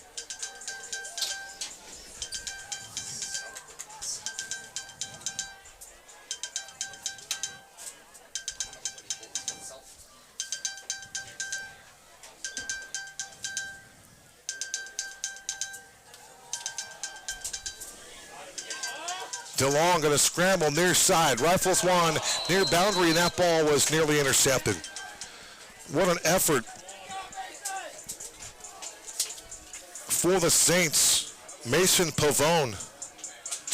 You know, if you did hear it in the press box here, we've got one of those unidentified phones. We have an iPhone in the press box, in the broadcaster's press box. Perhaps it's one of our crew members, but it was just ringing incessantly. I thought it was speaker. I thought it was the music these guys were playing off of here, because we were both looking at our phones like, that's not ours, so. I thought it was a fiber optic cable ringing, and I'm like, this can't be it. High school football broadcast. Third down and a cab ride for DeLong. Knee-high snap, looks left, fires left, and that ball is batted down once again. Nice defensive effort by Dylan Lavinia. The cornerback, the 5'10" senior, has had 3 pass breakups here tonight, Cody. Yeah, he's really good. They've tried that same pass concept on third down earlier in the first half, that deep comeback route right at the sticks, and Lavinia's just doing such a great job of spotting it. The receiver's not breaking contain, so he's jumping that, staying on the hip pocket, and playing through the wide receiver's hands, forcing a punt on that first possession. Angelo Ortiz is in punt formation. It's 30-3. Clock stop with 11:10 to go. Back deep on the 36-yard line is Cooper Perry, the dynamic all-conference standout Cooper Perry. A low snap, and finally a good snap, and Ortiz gets this one away. It's Cooper Perry at the 40. Speed to the edge. Turns it outfield. Down the sideline. 40, 30. Angle to the 20. 15, 10, 5. Touchdown. Cooper Perry in the end zone on a punt return, so he's doing it every which way here tonight. Cody Cameron unofficially 60 yards on the punt return for a touchdown. Yeah, touchdown number 4, and he just breaks contain. See him rushing to the sideline, gets a spring block right there, block on the punter, and he finds pay dirt untouched for another touchdown. The University of Oregon commit showcasing the speed all night long. And Kevin, let me ask you the question, why kick the ball to him? I don't understand that at all. I know when we talk about that, I always go back to a game at Red Mountain, Riley Porter playoff game at Desert Vista. Ron Wisniewski said that our punter is not supposed to punt the ball to the return man for Notre Dame. In this case, look at, well, what a block. What a nice run. Yeah, you know, Cooper's looking for blocks. I think he just ran past all the coverage. Yeah, you had about 5 Millennium Tigers down there, setting their feet, breaking down, and that's what makes him so special. Kind of slow plays it. You know, makes the first guy miss, but then is faster to the corner and the outside than the rest of your cover team, excuse me there. And yeah, he had a couple blocks lined up towards the Notre Dame Prep sideline. But it once again brings the question, it's like when you hear the comparisons of Jake Smith and anybody who watched him play, every time he touched the football, he was a threat to score. Yeah. Every single, it did not matter, and Jake Smith lined up a ton at running back as well. Every time he touched it, everybody just kind of held their breath in excitement, waiting to see what's happening. Cooper Perry is showcasing that talent here tonight in North Scottsdale. Oh, and how he has showed up and shown out. Another kick by Griffin, and for some reason, Griffin can't keep the football in between the field here. I mean, he can't keep the football in between the pylons is what we were trying to say. Going back to Riley Pagel for Red Mountain, Ron Wisniewski told me before the game, whatever we do, when we're in punt formation, we are not supposed to kick the ball to Keyshot White. And there was a point in that game when Riley Pagel kicked the ball to Keyshot White, and he returned it for a touchdown. And that's all I remember saying. I know he's not supposed to kick the ball to Keyshot White, and he took it to the house for 6. And that happens. But to answer your question, I'm not sure why they keep giving Cooper Perry a chance. So Cooper Perry has a 101-yard kick return for a touchdown. He also has a 40-yard, make it a 60-yard punt return for a touchdown. Did I say 40? Oh, my goodness. That one went unofficially for 60 yards. Ball is on the turf once again. And he also has a 42-yard No, he does. No, he's got the punt, the kick, and then 2 receiving touchdowns, 1 inside the 10, just that quick little slant route from the slot. And then that corner post touchdown that you're talking about, that was about a 40-yard touchdown pass. So you're on the money. All right. You're on the money. One note for Notre Dame, they are playing without their stud defensive player. Cannon Cam is out tonight, so we hope Cannon is back soon. Here's Hunter Salinas working out that left side, and he's going to angle his way back to the original line of scrimmage to pick up 2, maybe 3 yards before he was decked right there. A bunch of purple shirts swarming to the football, and leading that charge for the Saints was Sam Jenkins. Just kind of lifeless over at Millennium. I'm looking at it, and they brought a great crowd. You know, Millennium as a program, they have such a supportive program. Coach Early's been there for a numerous amount of years now, too. He has great numbers top to bottom in the program. So, you know, and when you look in the West Valley, they play in that really brutal region with Verrado and Desert Edge. It's just, tonight has just not gone their night at all. 3rd down and 10. Ball's on the 35-yard line. Snap is back. DeLong looks this way. Steps up in the pocket. Rifles one over the middle. Ball's intercepted. Penalty marking coming in. And intercepting that football was Cody Wells. And Cody Wells has been an absolute stalwart defensively here tonight. And let's see what they call here. That came from the back judge about 20 yards behind him. Cody Wells just jumping in the pass coverage. We've seen the tackling abilities from the senior. How about jumping the pass route there on the 3rd and 10? And I missed the call, but it's going on the defense. It looks like we have an automatic 1st down. So perhaps it was pass interference over the middle or something that happened at the line of scrimmage. Either way, Millennium's going to retain possession. They continue to trail here 37-3, and they have really yet to get their offense on track. They have yet to be in the red zone from an offensive perspective the entire evening. So DeLong will come back on the field with the play in hand. How about Steve Bush, the offensive line coach and tight ends coach for Coach George Prelock? Steve Bush played collegiately at Arizona State University, was a one-time Cardinal, played for the Bengals, and for my guy's team, Cody Cameron, played for the 49ers. Steve Bush. Here's Salinas again on that toss sweep, and he runs right into the big fella, Cody Wells. Cody Wells continues to just wreak havoc. And he's talking some trash to his own sideline right there, and you got to love that. He's pumped up. He's fired up, man. He's the senior leader of this defense. 6'3", 210 pounds, tremendous tackler. He's made plays all over the field. You're mentioning the offensive line group and the offensive coach. The former offensive line coach here at Notre Dame Prep, when I first moved down to the Phoenix area for those first couple seasons, Mike Sheehan, Scottsdale Christian Academy coach, 2A Coach of the Year, 2A state title, Scottsdale Christian Academy, and he coached one of the best football players that I have ever seen in the state of Arizona, offensive lineman Cade Bennett, who's now actually hurt collegiately, but Cade Bennett is a superstar, missing all year. Can't wait to watch him play because that is an NFL talent at offensive lineman.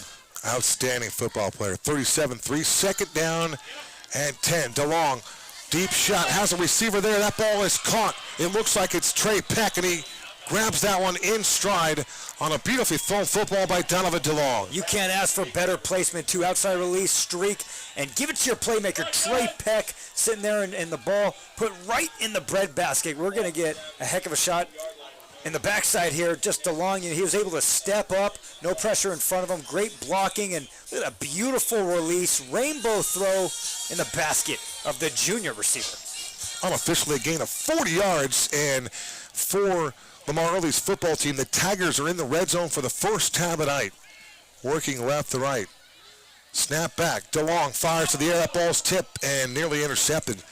Right there with a chance to pick it off was J.J. Francis, but somebody on that defensive front got their big mitts up, and if I had to guess who it was, I'd say it was DJ, Drew Jacobs. It was actually Cody Wells. Cody Wells, number 8. One of those two guys. Coming up, Cody Wells is putting on a show, and we've broadcasted a lot of games here the last 3 years.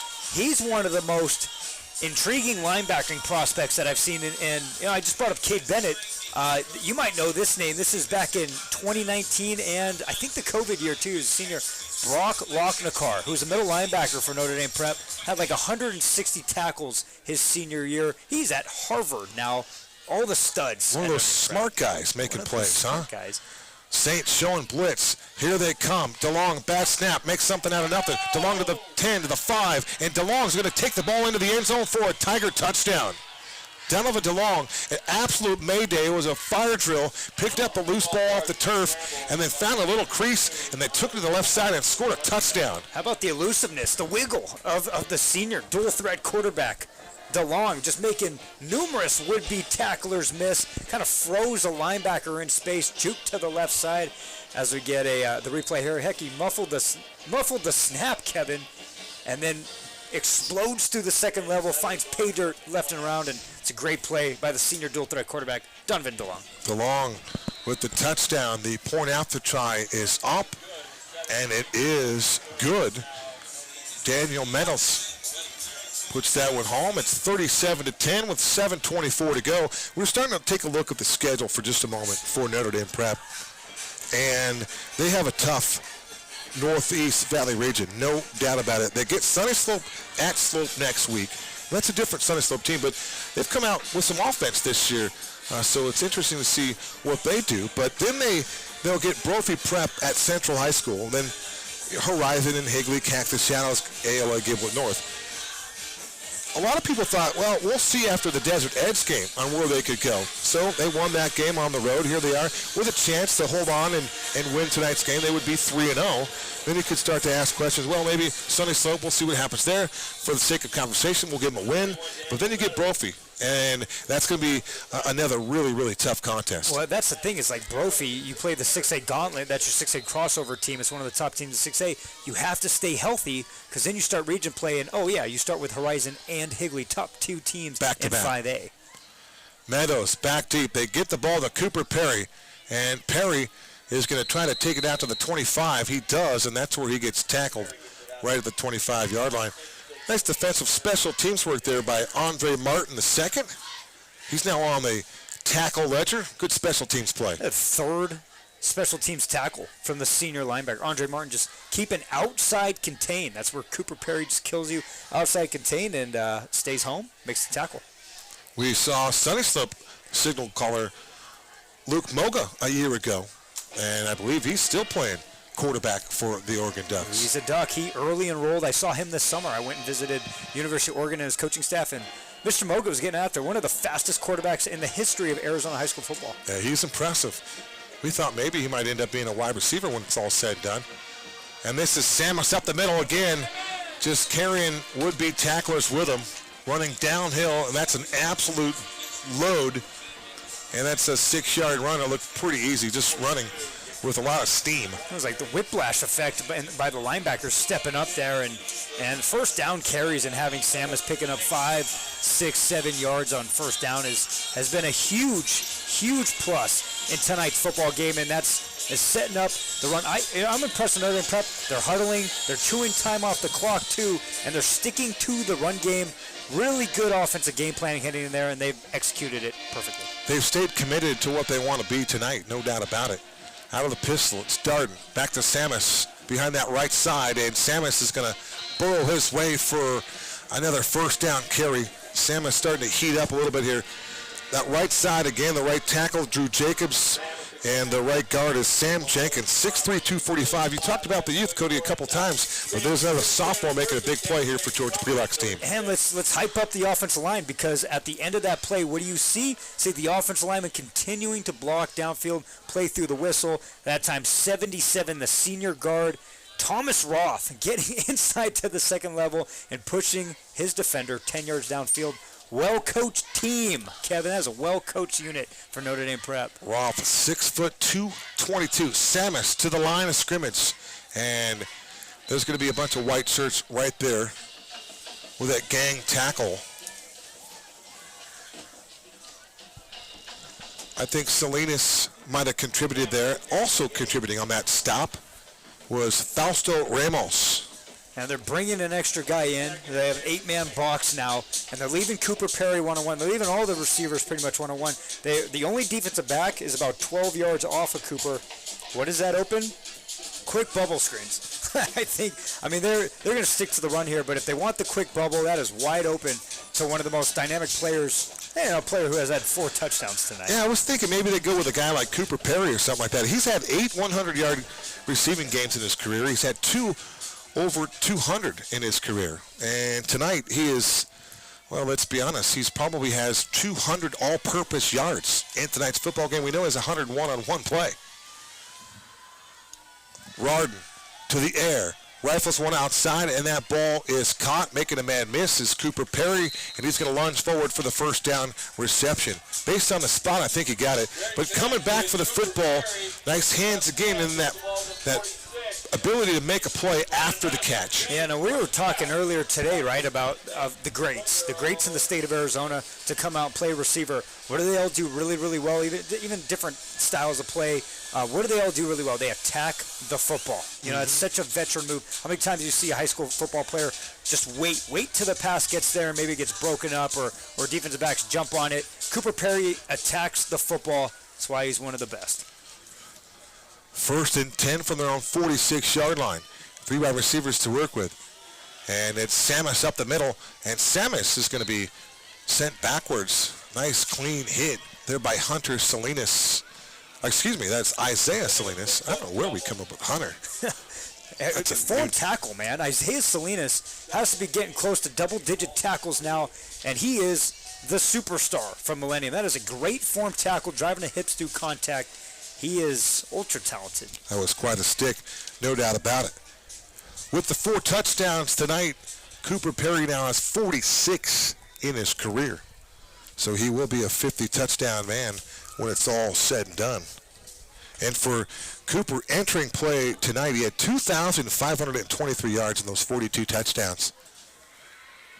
All conference, all region, Cooper Perry. And Cody's mentioned it. He's going to head on to the Northwest and play for the Oregon Ducks. Play fake. Rardin outside. His pass is too tall for Cooper Perry. And thinking he had a chance to intercept that one, that was Caden Johnson, who already has a fumble recovery to his credit here tonight. Boy, that would have been a play that might have changed the outcome for the Tigers had they been able to get that one into the house. Yeah, on the intermediate routes, they've done a good job of kind of surrounding Cooper Perry, kind of playing deeper zone, and then some soft spots underneath. It's a good job. There's been a couple times, too, where Caden Brown's been close to jumping, and right there we just saw the sophomore defensive back, Caden Johnson, doing that, so. Coach early now in his 8th year. He's the 8th head coach for the Tigers. 43 and 35, has taken this Tiger football team to the postseason in 3 consecutive years. For the Tigers, 16 postseasons in their program's history, and that pass is a bullet pass on a slant, a deep slant, trying to thread that ball into the hands of Dawson Dorward, and that pass by Dylan Rardin falls just a little bit short. You gotta like the route, taking that offense into the secondary.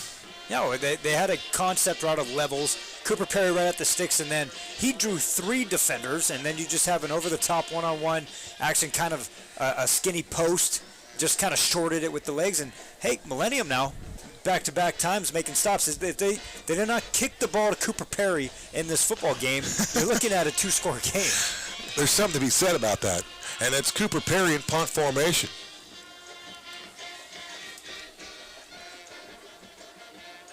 Back deep for the Tigers is Caden Brown. Caden Brown's going to field this around the 13, and he tries to make the first man miss, and he does.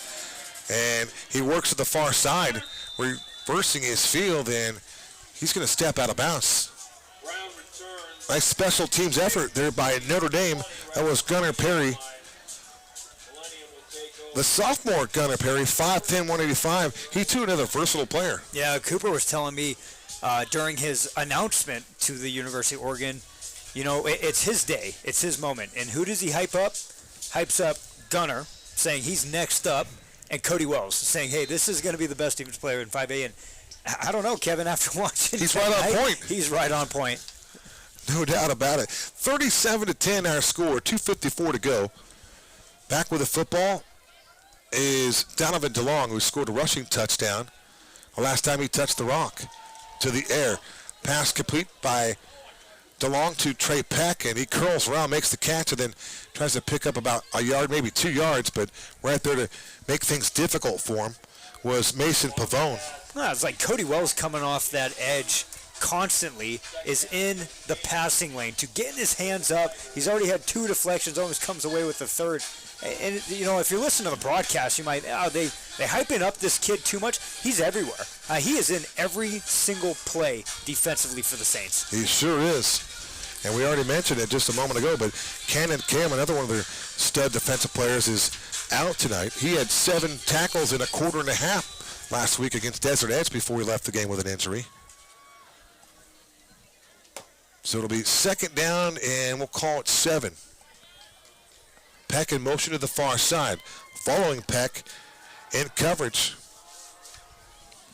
Deep shot. They want the wide receiver on the outside to make an attempt. That was Caden Johnson was following the tailback. That was Luca Amoroso that was following the motion receiver there, Cody. And the Tigers are taking their shots. That's been a good adjustment here where we talked about at halftime adjustments, right? Getting the players the ball in space. They've really had no run game at all today. Front 7 of the Saints have dominated. Just get your athletes the ball in space. Maybe open up some of those running lanes, and they connected with Trey Peck and the possession prior. DeLong's shown a really nice touch on his deep ball. When he sets his feet and has a little bit of time, really good touch. So DeLong continues the work out of the gun. DeLong back to throw. And he can't escape the pocket. He's going to go down. He gets sacked on the play. Nice effort by the defense. Cody Wells was there. Nice defensive play by Cody. Cody has 4 unassisted tackles. Now he has a sack. He is on his way to becoming the defensive player of the game. Right here on the Zone 48 broadcast network. $1:25 remaining. And quarter number 3 here in North Scottsdale. Coach Early, he lost a lot of dudes. We talked about that early, Cody, but he lost Sean Tripp, all-conference offensive lineman. No Diego Aguirre, losing his tailback, Jalen Dupree. All-region second-teamer Caden Brown back with this group. Here's Cooper Perry from the 47. Makes that first man miss. Looking for blockers. Cooper Perry still on his feet. Down the sideline to the 30. And he's going to be nudged out of bounds around to the 17-yard line. Perhaps making a touchdown-saving tackle was Aiden De Leon. Kevin, we're across the field, from Millennium's sideline. Are they not having the conversation of, hey, you see number 10 out there? He's in the middle of the field on these punt returns? Yeah, let's kick it out of bounds. It's just like Cooper Perry's averaging about 40 yards of return right now in this football game. 40 to 50. Already taken two house calls out there, and he was 1 player away from taking that one. Yeah, he's well over 225 all-purpose yards now. We got the 60-yard punt return, the 101-yard kick return. There's another, let's see here, 10, 20, 30, 40 on the punt return. 17-yard strike and a touchdown. Yeah, he's picking up eye-popping numbers here tonight. And as they told us, we would be in for a treat, and we have been treated to Cooper Perry tonight, his football team. He remains in, leaves the backfield. Dylan Rarden, who's had a nice game in his own right. And Rarden's under center. Inside a minute to play. And Cody had pointed out and talked about the crowd earlier. And for the Tigers, who have come a long way from the west side of town, they have made the trek, and they brought their band here. It's a great band, too. I remember broadcasting that game. I think we were at Millennium. Yeah, we were at Millennium last year, and their band was amazing in that game against Verado. And so to fill up a third of those stands with which probably about 30-plus high school students, maybe 40 high school students in there on a Thursday night, on a school night, playing, that's good high school football. So the Saints will run the exact same play. So it appears. Darden under center. The turn, the handoff to Samus. And he breaks 1 tackle, and he'll just lean forward for another productive gain. Combining on the stop, there is Brian Wade with some help. Hunter Salinas in the vicinity as well. But Samus wears number 42 in honor of Pat Tillman. And whenever you see anybody wear 42, that's the first guy I think of, Cody. Always. The toughness, too, right, is just like, you got it. And to me, especially in the state of Arizona and what for Tillman, you're going to wear that number, be proud and be tough. And that is 100% Samus's game right there. He epitomizes what Pat Tillman did on and off the field, no doubt about it. One that left this world way too soon, and really a controversial time. Hurt in a wreck, the insurance company. An absolute dart. That is Dylan Roden, and he completed that one to Landon Stick. And touchdown number 4 from the senior gunslinger. He had that field side post. The middle was vacant, and he leads Stick. Perfect strike downfield. Nice pitch and catch for another Saints touchdown. Good velo on that pass, and it hit the young man's Stick right in between the top and the bottom of the 3, right there in the middle. What a perfectly thrown ball by the quarterback. And again, as Cody pointed out, touchdown number 4 as Owen Griffin tacks on the point after try with 5.3 seconds to go in our third stanza. Our new score, the Saints from Notre Dame Prep 44 and the Millennium Tigers 10. And well, I'll tell you what, we've talked a lot about Cooper Perry, deservedly so, but this quarterback now is starting to rack up some numbers. Dylan Rarden has been very efficient throwing the football tonight. Yeah, the 4 touchdowns. And what I like to see, too, because you look at the stats and the film of Desert Edge, and they really, heck, they had 6 different guys carry the rock in that game, and Samus having 22 carries, setting the tone, hey, we want to keep the ball away from Desert Edge, right? Played great defense, win the game. Well, his 4 completions all went to Cooper Perry. What I wanted to see in this game, just a little bit more rapport and chemistry with some other guys. We've called Landon Stick's name.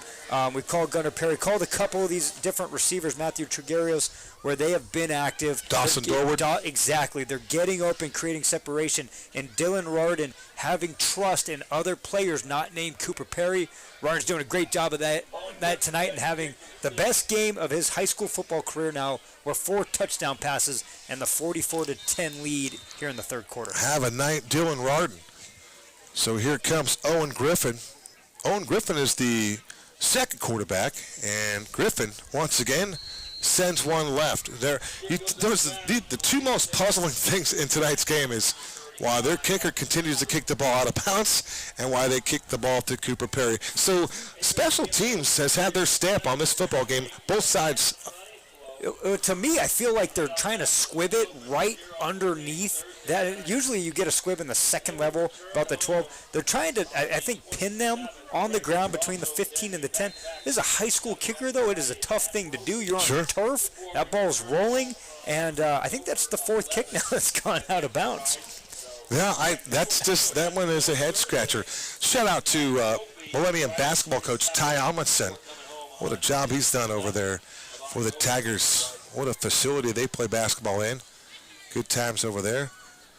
Think about Deron Holmes of the NBA by way of Millennium High School. DeLong again, vertical shot, far sideline, and unable to run underneath that one was Trey Peck. But once again, we've seen it a couple times tonight. Trey Peck has had a step or 2 on the defender. He's got some serious speed, and like I said, I'm glad they've opened up and taken their shots. He's been behind the defenders a couple times, only connected once, but like to see the shot there. For Rarden, he played a little bit last year at quarterback. Trugarios obviously was the franchise, but for Rarden, he went 4-5, 136 yards, a couple of touchdowns, including a long of 42 yards. And here he is, inheriting the job, waiting his time, and Trugarios graduates on to Dartmouth, and here he is. He's the franchise quarterback now. And when you look at those schedules, when you play Brophy, who's got a 4-star defensive back heading to Notre Dame, and Creed Thomas, you play Higley, who's got Justice Braithwaite, who's one of the best junior defensive backs in the state of Arizona. Those guys are going to be man-to-man and double Cooper Perry. So it's going to be up to Rarden throughout the schedule, especially when they head into region play, to find chemistry and connections with other guys, because those teams are truly going to say, beat us without Perry. Tonight's game is brought to you by Trey Clarkson State Farm Insurance. For all of your insurance needs, contact Trey Clarkson at 623-432-1700. Trey Clarkson State Farm Insurance. All right, we will change direction once again. They'll put 12 minutes up on the Longines scoreboard. It's 44-10, and the AIA running clock is at 35 points. So you do the math. I think we're there. I think we'll be playing this fourth quarter under the 44 minus 35. Nope. No, quite 34. We're just 34. Yep. So you do the math, and we missed the math. All right, there is Donovan DeLong, and he breaks a tackle. Boy, wrapping him up for a sack initially was Wesley Burke, and Donovan DeLong did a nice job showing you a little strength to break that tackle and just take the football to the other side to lose 5 yards. Yeah, this is going to be a huge tackle for loss. Nice job by DeLong of shrugging him off. And how about this, partner? You see a slide. Live to see another down for DeLong there. However, he does lose 6 on the play, so they'll mark him back towards the 30-yard line. It'll be 3rd down and 15 from their own 30. By the way, DJ Flo is in the barn tonight, and he has been mixing up some tunage tonight. It's been a good listen to when you've been close to the field. The underhand pitch from DeLong. They go to the tailback, Carter Malbray, and that one didn't work out for anybody. Call that doomed from the start. Bad snap, and then you're going to toss it to your running back. And it might have been I don't know, there was a route on that side, so maybe it was a toss pass or something, but it was so delayed with the mishandled snap that you end up losing about 10 yards on that. The Saints defense has been so ferocious in the game, and we have a player returning a punt that's not named Cooper Perry here. Yeah, that was Dane Rudy on the defensive play, and one thing that we will recognize here, it is no Cooper Perry, so perhaps his night is done. And that would be a good thing for the Millennium Tigers and a bad thing for us because we want to see Cooper Perry continue to score touchdowns tonight. He's put on an Ed Doherty type award, right? He has been one of those guys, and this is the time of the year they start sending out Ed Doherty award nominees, and we've been privileged to see a couple of them here early. We saw Kamon Jackson score 4 times in our first week. He scored, he's got 9 touchdowns. Let's put it that way. He's got 9 tutties in 2 games, and then Jackson Knutson also has been outstanding. And no credit to me, but I was the committee member who put Kamon Jackson on there after we saw his performance in that week 1 against Maricopa, and I said, this is a dude right here. Yes.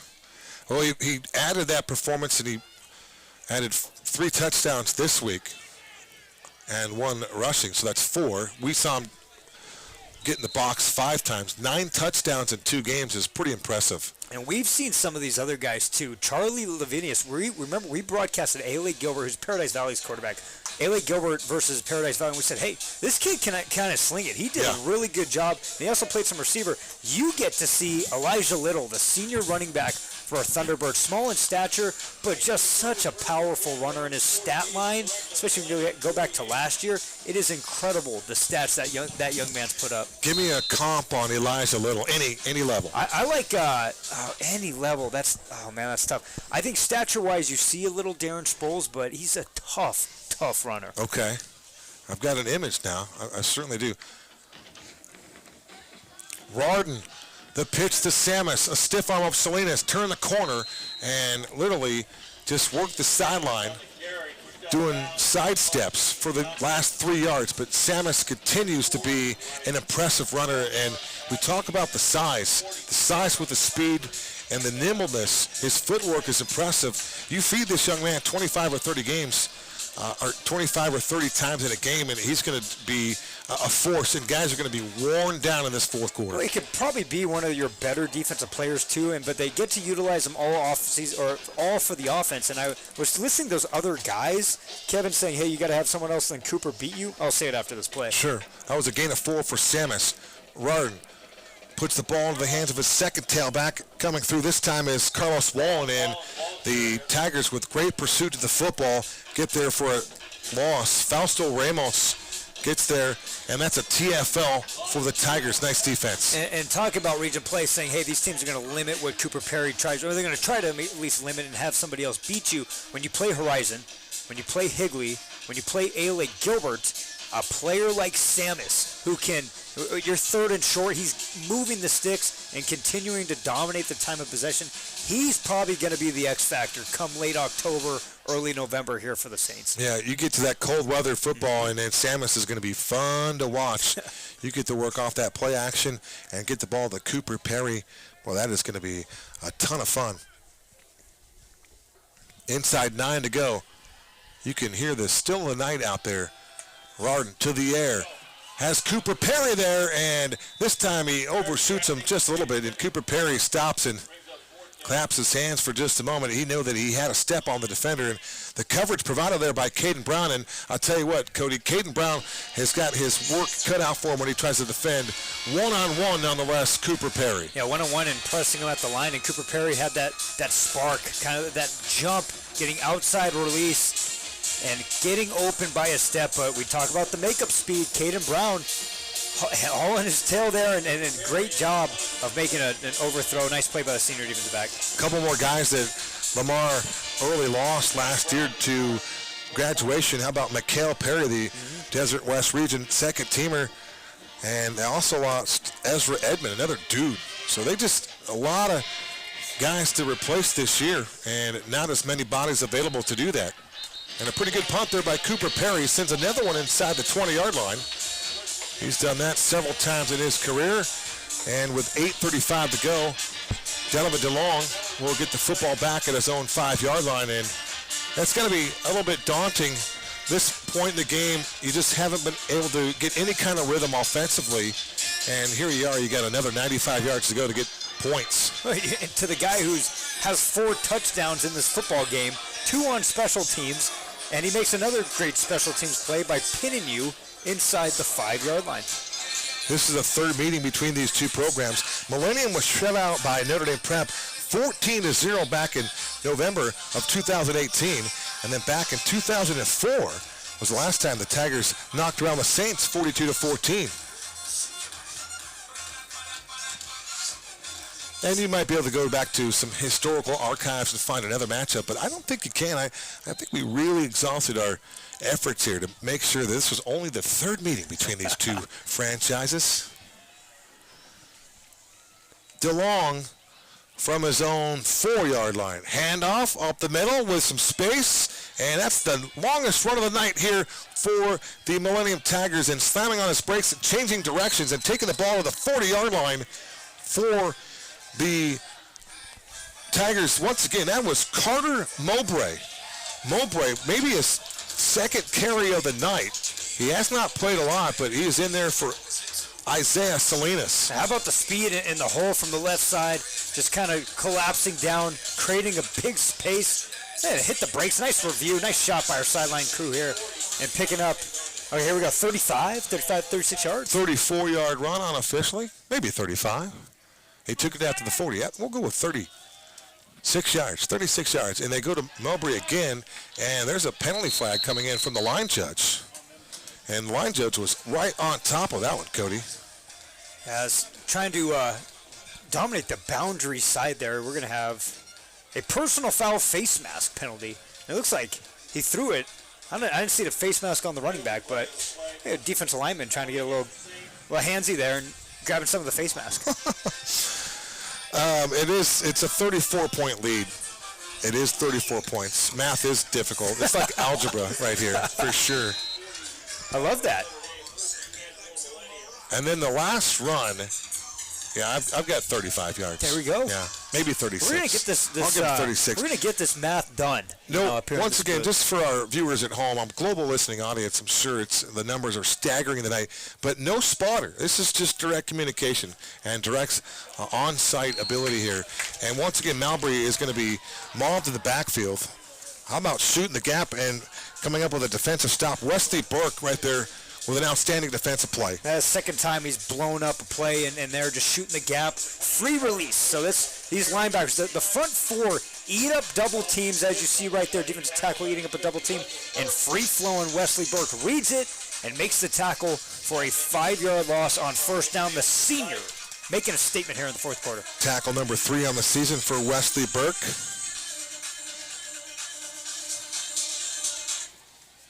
Donovan DeLong has quarterbacked the Tigers the entire game. He works from the 50-yard line. Clock rolls at 7:10. Snap back to DeLong. Looks right, throws right, wanted Mowbray, and that ball goes right through his hands. In pursuit of the football for Notre Dame. All I need him to do is face me, and he did, and that is Peyton Petrossi. Petrossi 5'10", 140, the junior. And that's what George Prelock is doing. He's weaving in some additional talent here, getting them varsity experience on Friday Night Lights here on Thursday. Yeah, Notre Dame actually has some decent amount of depth, but like I said, they've started about 5 or 6 sophomores across the board early on, getting that class of 2027 some really good game reps. DeLong again from the 50, looking right. Lost one deep, has Trey Peck there, and Trey Peck makes the catch inside the 20-yard line. What a magnificent throw by DeLong, and once again, Trey Peck had 2 steps on the defender and was able to bring that one in. That was an outstanding pitch and catch. Yeah, second time here in the second half, and Trey Peck slow played it. Getting a great replay shot back there, kind of slow plays to the outside and then burns inside up the seam, and just another beautiful, accurate pass by DeLong. And Trey Peck, we've seen the burners. Coach Early said, hey, this is our top playmaker, and they're finding ways to get him the ball and in deep passing routes too. Gain of 30, a chain-moving catch, DeLong to Trey Peck. And once again, for the second time tonight, the Millennium Tigers are in the red zone. Saints coming at it. Mowbray again, finding a little wiggle room and is able to pick up a couple yards. Nice job there by Wesley Burke starting to heat up. The linebacker feeling things just a little bit, but how about that change of direction right there in the middle of the line of scrimmage by Mowbray? Yeah, making a guy miss and then getting north. It's a good play. Here, I got a score update. Some other Thursday night games, a big one. The ALA, they call it the Battle of the ALAs. ALA Queen Creek 6A, ALA Gilbert North, who is in Notre Dame Prep section, 21-0. The Patriots are up over ALA Gilbert North, the Eagles. Boy, Coach Edwards, he just does a great job. Trips to the near side. Trips bunch for DeLong. Mowbray remains in at tailback, flank to his right. Snap is back.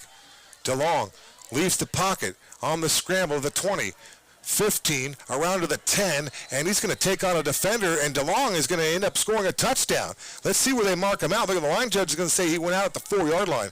But I love the ability by DeLong to just continue his effort and play to the whistle, Cody. Yeah, I love that play style, too, because he could have easily stepped out of bounds around the 6 or a 5. What does he do? He puts his shoulder down, tries to truck the would-be tackler. It is a great call. He had a heck of a shot down there by the sideline. But he tries to truck the would-be tackler for a touchdown. That's competitive football. And DeLong, it doesn't matter what the score is. The senior is putting max effort into every play. CC, quick note on Peck. Last year, 32 receptions, 486 yards, and an average of 40.5. That one that he just brought in was good for 30 yards, so he's a playmaker. And that playmaker changed numbers. He was 12 last year.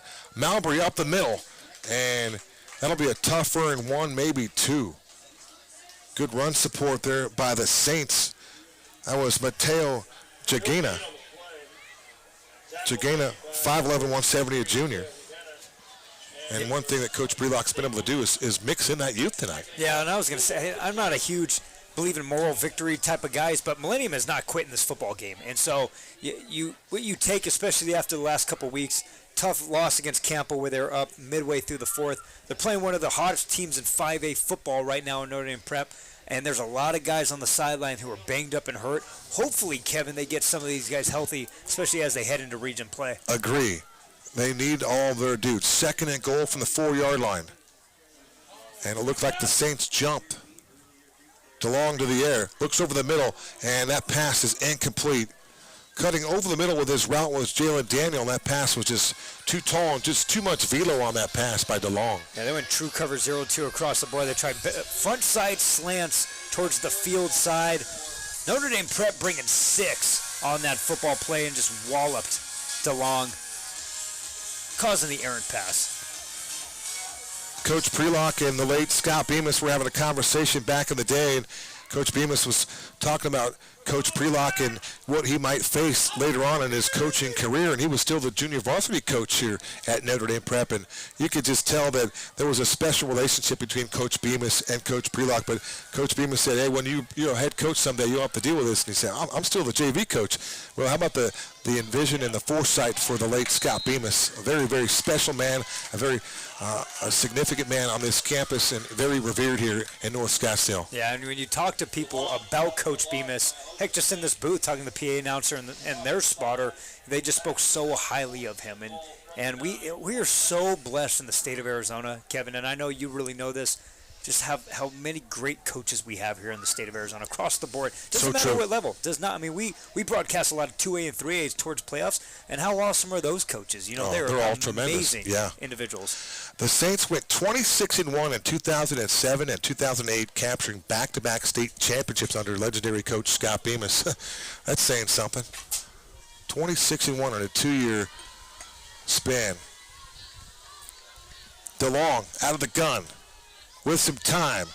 Rifles one towards the end zone, and he's got a receiver there, and that ball is going to be caught for a Millennium Tiger touchdown.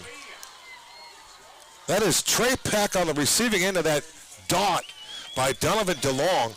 And you talk about the accuracy of that throw into coverage. That was a pretty ball by Donovan DeLong. What a catch by Trey Peck over two defenders. We're going to get a shot of it here. And I love it. They utilize the field side corner back pylon of the end zone. Look at the shot. What a catch. Getting the foot down in the purple of the end zone over the back of the defensive back. Trey Peck. That is an ESPN top 10 play. Magnificent catch. He beat Matthew Higbee on the play. Higbee thought he might have been out of bounds. But for Peck, he picks up a touchdown reception. He had 4 of them last year. And for Peck, he picks up the touchdown on that nice throw. It's tough to see, Kevin. I mean, he does get a foot down. I just don't know if it hits that white line, and those purple end zones are real thin over here. I'll tell you what, the way they set that up, though, with the trips to the right side, he's the most inside slot receiver, runs that corner against 2 defensive backs. It is a heck of a catch. We just can't tell where that foot is, but, man, Trey Peck just bringing it down. We're giving him 6, so I'm going to call that a play of the night type caliber play there. Yeah, you got to assume that he did get his feet down, and that was a really nice catch to turn around and, make a bid on that football, let alone catch it, and then get credited with the 6 points, his second touchdown reception of the season. And DeLong gets another touchdown toss to his credit. So the point after try was true. It's now 44-17, and Cooper Perry doesn't appear to be on the field here, and that's a good thing here for the Tigers. And this is another kick. It's just going to be pooched or booted out of bounds, this time by Daniel Meadows, and another procedure penalty. And that would be great, whether we get a chance to get down on the field and ask these coaches what was going on special teams tonight, whether did you want to kick the ball to Cooper Perry, or did you want to kick the ball out of bounds? Because we've seen all that tonight. Well, I think ironically, right, I think the time they told that kicker, hey, you're kicking it out of bounds, but they do it, and Cooper's not on the football field. So you have the answers to a lot, Kevin. A couple of these questions, I don't know if you're going to get the answers to. Yeah, no, we know that we're not going to get the answers to these questions. Now, there could be, because it's a Thursday night game.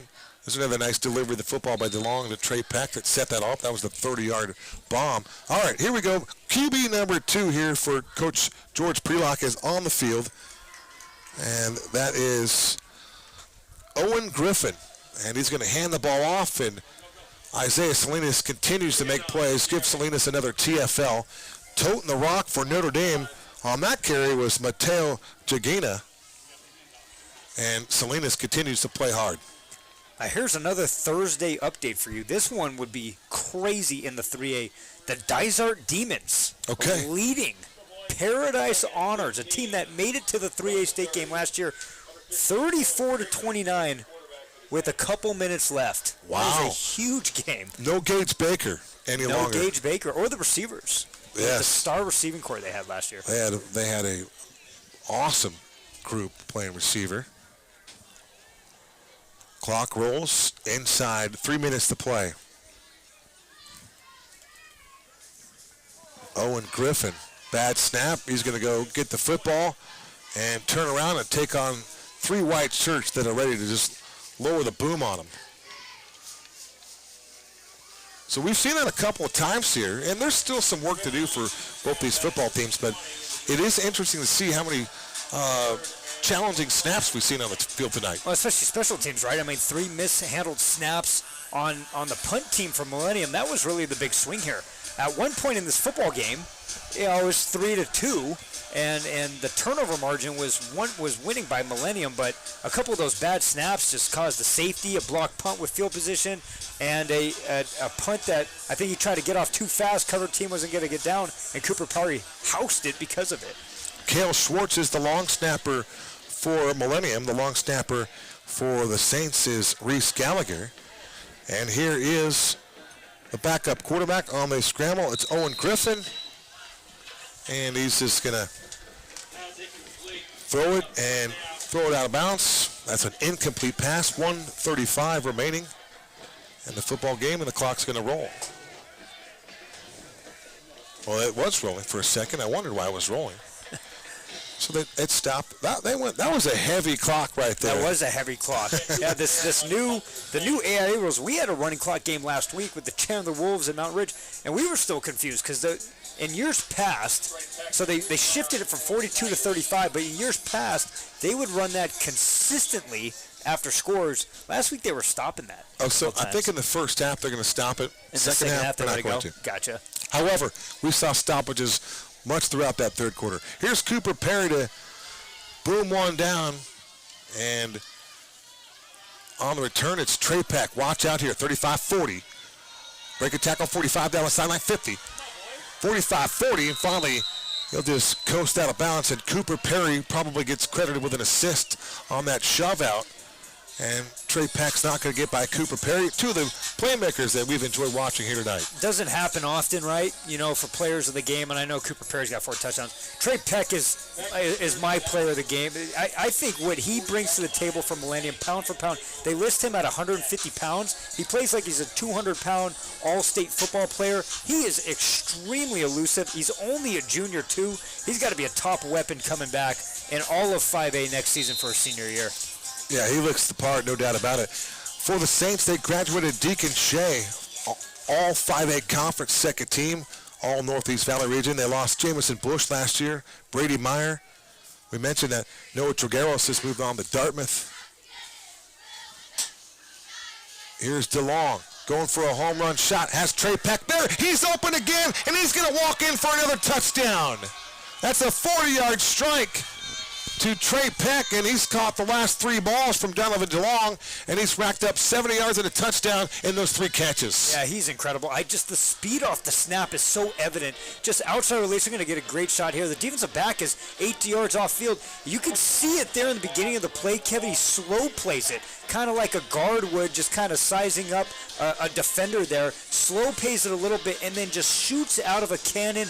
Outside release, great ball by DeLong, and the accuracy right in the bread basket. Trey Peck, give him my player of the game award. I tell you what, Cody, that was a perfect pocket, beautiful pass, and Trey Peck had 4 steps on the defensive back, and he brought another one in for a touchdown. Another dime thrown by Donovan DeLong. What do they call it? Danny Dimes? I don't know. They need to stop that. They need to stop calling Daniel Jones Danny Dimes, because I don't see it. Kevin, they booed That was Donovan Dimes right there. They booed him after week 1 loss last week. They were coming out, the 2 reasons. Should have never worn those uniforms. Oh, gosh. Thank you for saying so. Horrible. Just never, atrocious. Week 1, should have never wore those uniforms. And then I watched a video.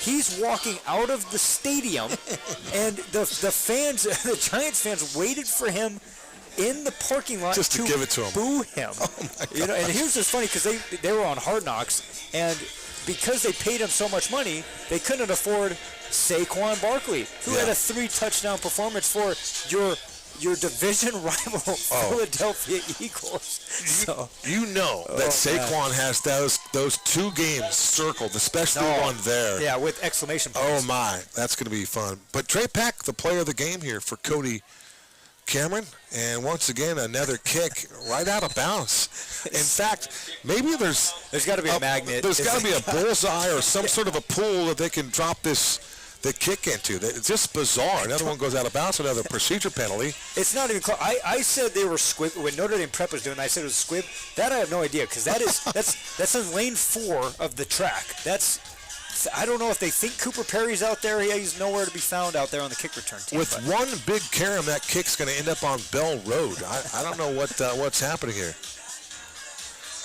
For the Saints in the last 10 years, how about 84-32? George Prelock is 68-20, and he's going to pick up his 69th win here tonight with a victory. As the offense will get in victory formation, taking the snap as QB2, Owen Griffin. He takes the knee, and we've got 68 seconds to conclude tonight's game. And looking ahead for Millennium now, because they dropped to 1-2. Willow Canyon winnable, but then they go through a gauntlet, and this is their region with the Horizon. I don't think is a region game, but the region is Desert Edge, Canyon View, Verrado, Sunrise Mountain, Verrado. Jeremy Hathcock, he got his first win last week. Yes. You broadcasted his first game. They played Desert Mountain extremely tough. They did. In the first half. He is an instiller of tough football. So that's a team now with some of the talent they have that you go region play. That's not a cakewalk. You know, a lot of times we talk about student athletes, they get 55 offers, and we always say, you know what, you need one fit. It's great to have those offers. It's great to have all those people want to write you checks, but one fit is all you need. Yes. And coaching the same way. The same principle applies. And for Jeremy Hathcock to be at Verrado, that is a great fit for both him, his family, and that community. They deserve each other, and this is just a great opportunity. I can't wait to see what the future holds out for that, because he's got a body count out there. He just got to mold him into a football squad. And then you look in the playoffs, like, Notre Dame Prep now, especially moving to 3-0, big win, 44-24 here tonight.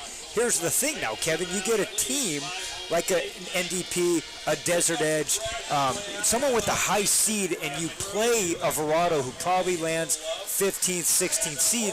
That is not an easy first-round game, because those teams are just going to try to run the football, keep the ball away from you. That's what's impressed me about Notre Dame Prep tonight, is they've done a great job of dominating the time of possession when sometimes I thought they, and in years past, I go, hey, they don't really have a true running game. They got a true running game, and they got a bulldozer of a back, and they have all this talent around it, but they could slow it down, play between the tackles, and bully you. And that's what really impressed me about the Saints tonight. Yeah, they showed balance, right? Yes. They just showed a ton of balance, and as you mentioned a time or two, they got a really nasty defense that can get after the quarterback.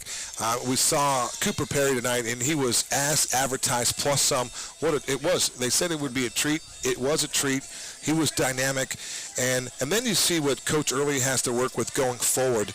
And this quarterback, Donovan DeLong, he looks like he's a guy that they can continue to feed and develop and work on in practice and give more of the offense to. I think he's growing. He went up against a really tough defense, but made plays late in this ball game. But they got a playmaker and Mr. Peck, and as you pointed out, the Zone 48 player of the game, Trey Peck, they've got something to build on with this 1-2 punch. Yeah, I think it was tough. It was tough to run between the tackles today, and that's big credit to Notre Dame Prep's front seven defensively. Try to get the athletes a little bit more ball and space early on, because they took their home run shots in the second half, which is great. But we also saw some read option from DeLong and plays where he was waggling with the open field, having the option to turn up and run it. Like to see that just a little bit earlier, but like I said, so much credit to Notre Dame Prep's defense, and that's what they've done all season. Outside of some of the garbage time, so to speak, late in the fourth quarter, their defense pretty much held the starters just to 10 points. You know, one other thing about Jason? Hit me. His favorite band. Did we already go over this? Nope. Led Zeppelin. Let's go. So he's an old soul. That is old soul at running back. But his dad's 55. Yeah. His dad, brought him up in that environment. But favorite song, Stairway to Heaven. Let's go. Long version. They got to play that out every time he scores. Just good stuff. And one other funny one for Drew Jacobs. Famous person he'd like to meet, Abraham Lincoln. Oh, look at that on stage. This is an 18-year-old guy saying, I'd like to meet and talk with Abe Lincoln. That's fascinating. That's awesome. And his favorite movie for Jacobs is Knives Out. And I got to ask, and maybe I'm missing this one here. They ask favorite athlete, Willie Snead. No, for the long receiver who's kind of bounced around the last couple of years. Played for the Niners for a couple of games. Yeah, this could be the former Chief guy. Is this guy? Saints? Oh, the guy with the hair. Yeah, Chiefs, Saints. I know who Willie Snead is. I couldn't believe that one. That one surprised me a little bit. I'd like to thank our outstanding broadcast crew tonight for I know we've got the twin girls are here. We got the Baker twin boys are here. Thank you so much for being a part of our broadcast crew. We certainly look forward to working with you guys tomorrow night. But what a win here! 44-20 Notre Dame gets it done. They improved to 3-0. And Cody, outstanding once again for you. Big show tomorrow night. Who are some of your marquee guests on the Friday night wrap-up show? Well, I got about 12 of them. Just 12? Just down the line, just 12. No Zach Elvira. Zach Elvira is in Colorado, so the Andy Morales we got Higley at Marana tomorrow.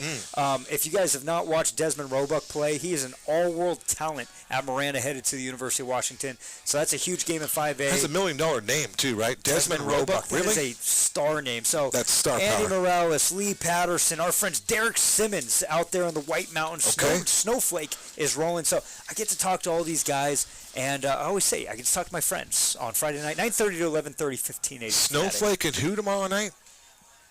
Oh, man. No, that's a marquee football game. Yeah, Snowflake has a big one. Yeah, that's going to be a fun one. It's Snowflake and Sholo. Yes, That's marquee up there, up on the rim there. So Floyd Patterson probably have all the action for that one. But Cody, once again, it was outstanding. And here's Cooper Perry once again running to the end zone. We saw this an awful lot. In fact, an opening kick, he went for 101 yards. It was fantastic. Until next time, I'm Kevin Derryberry. He's Cody Cameron. And I just wanted to point out one quick thing here before we part ways. Great physical health, accompanied by lifelong mental health, is what we all strive for. Remember, it takes one conversation to impact or make a difference in someone's life. Good night from North Scottsdale, where the Saints win it 44-24. Good night.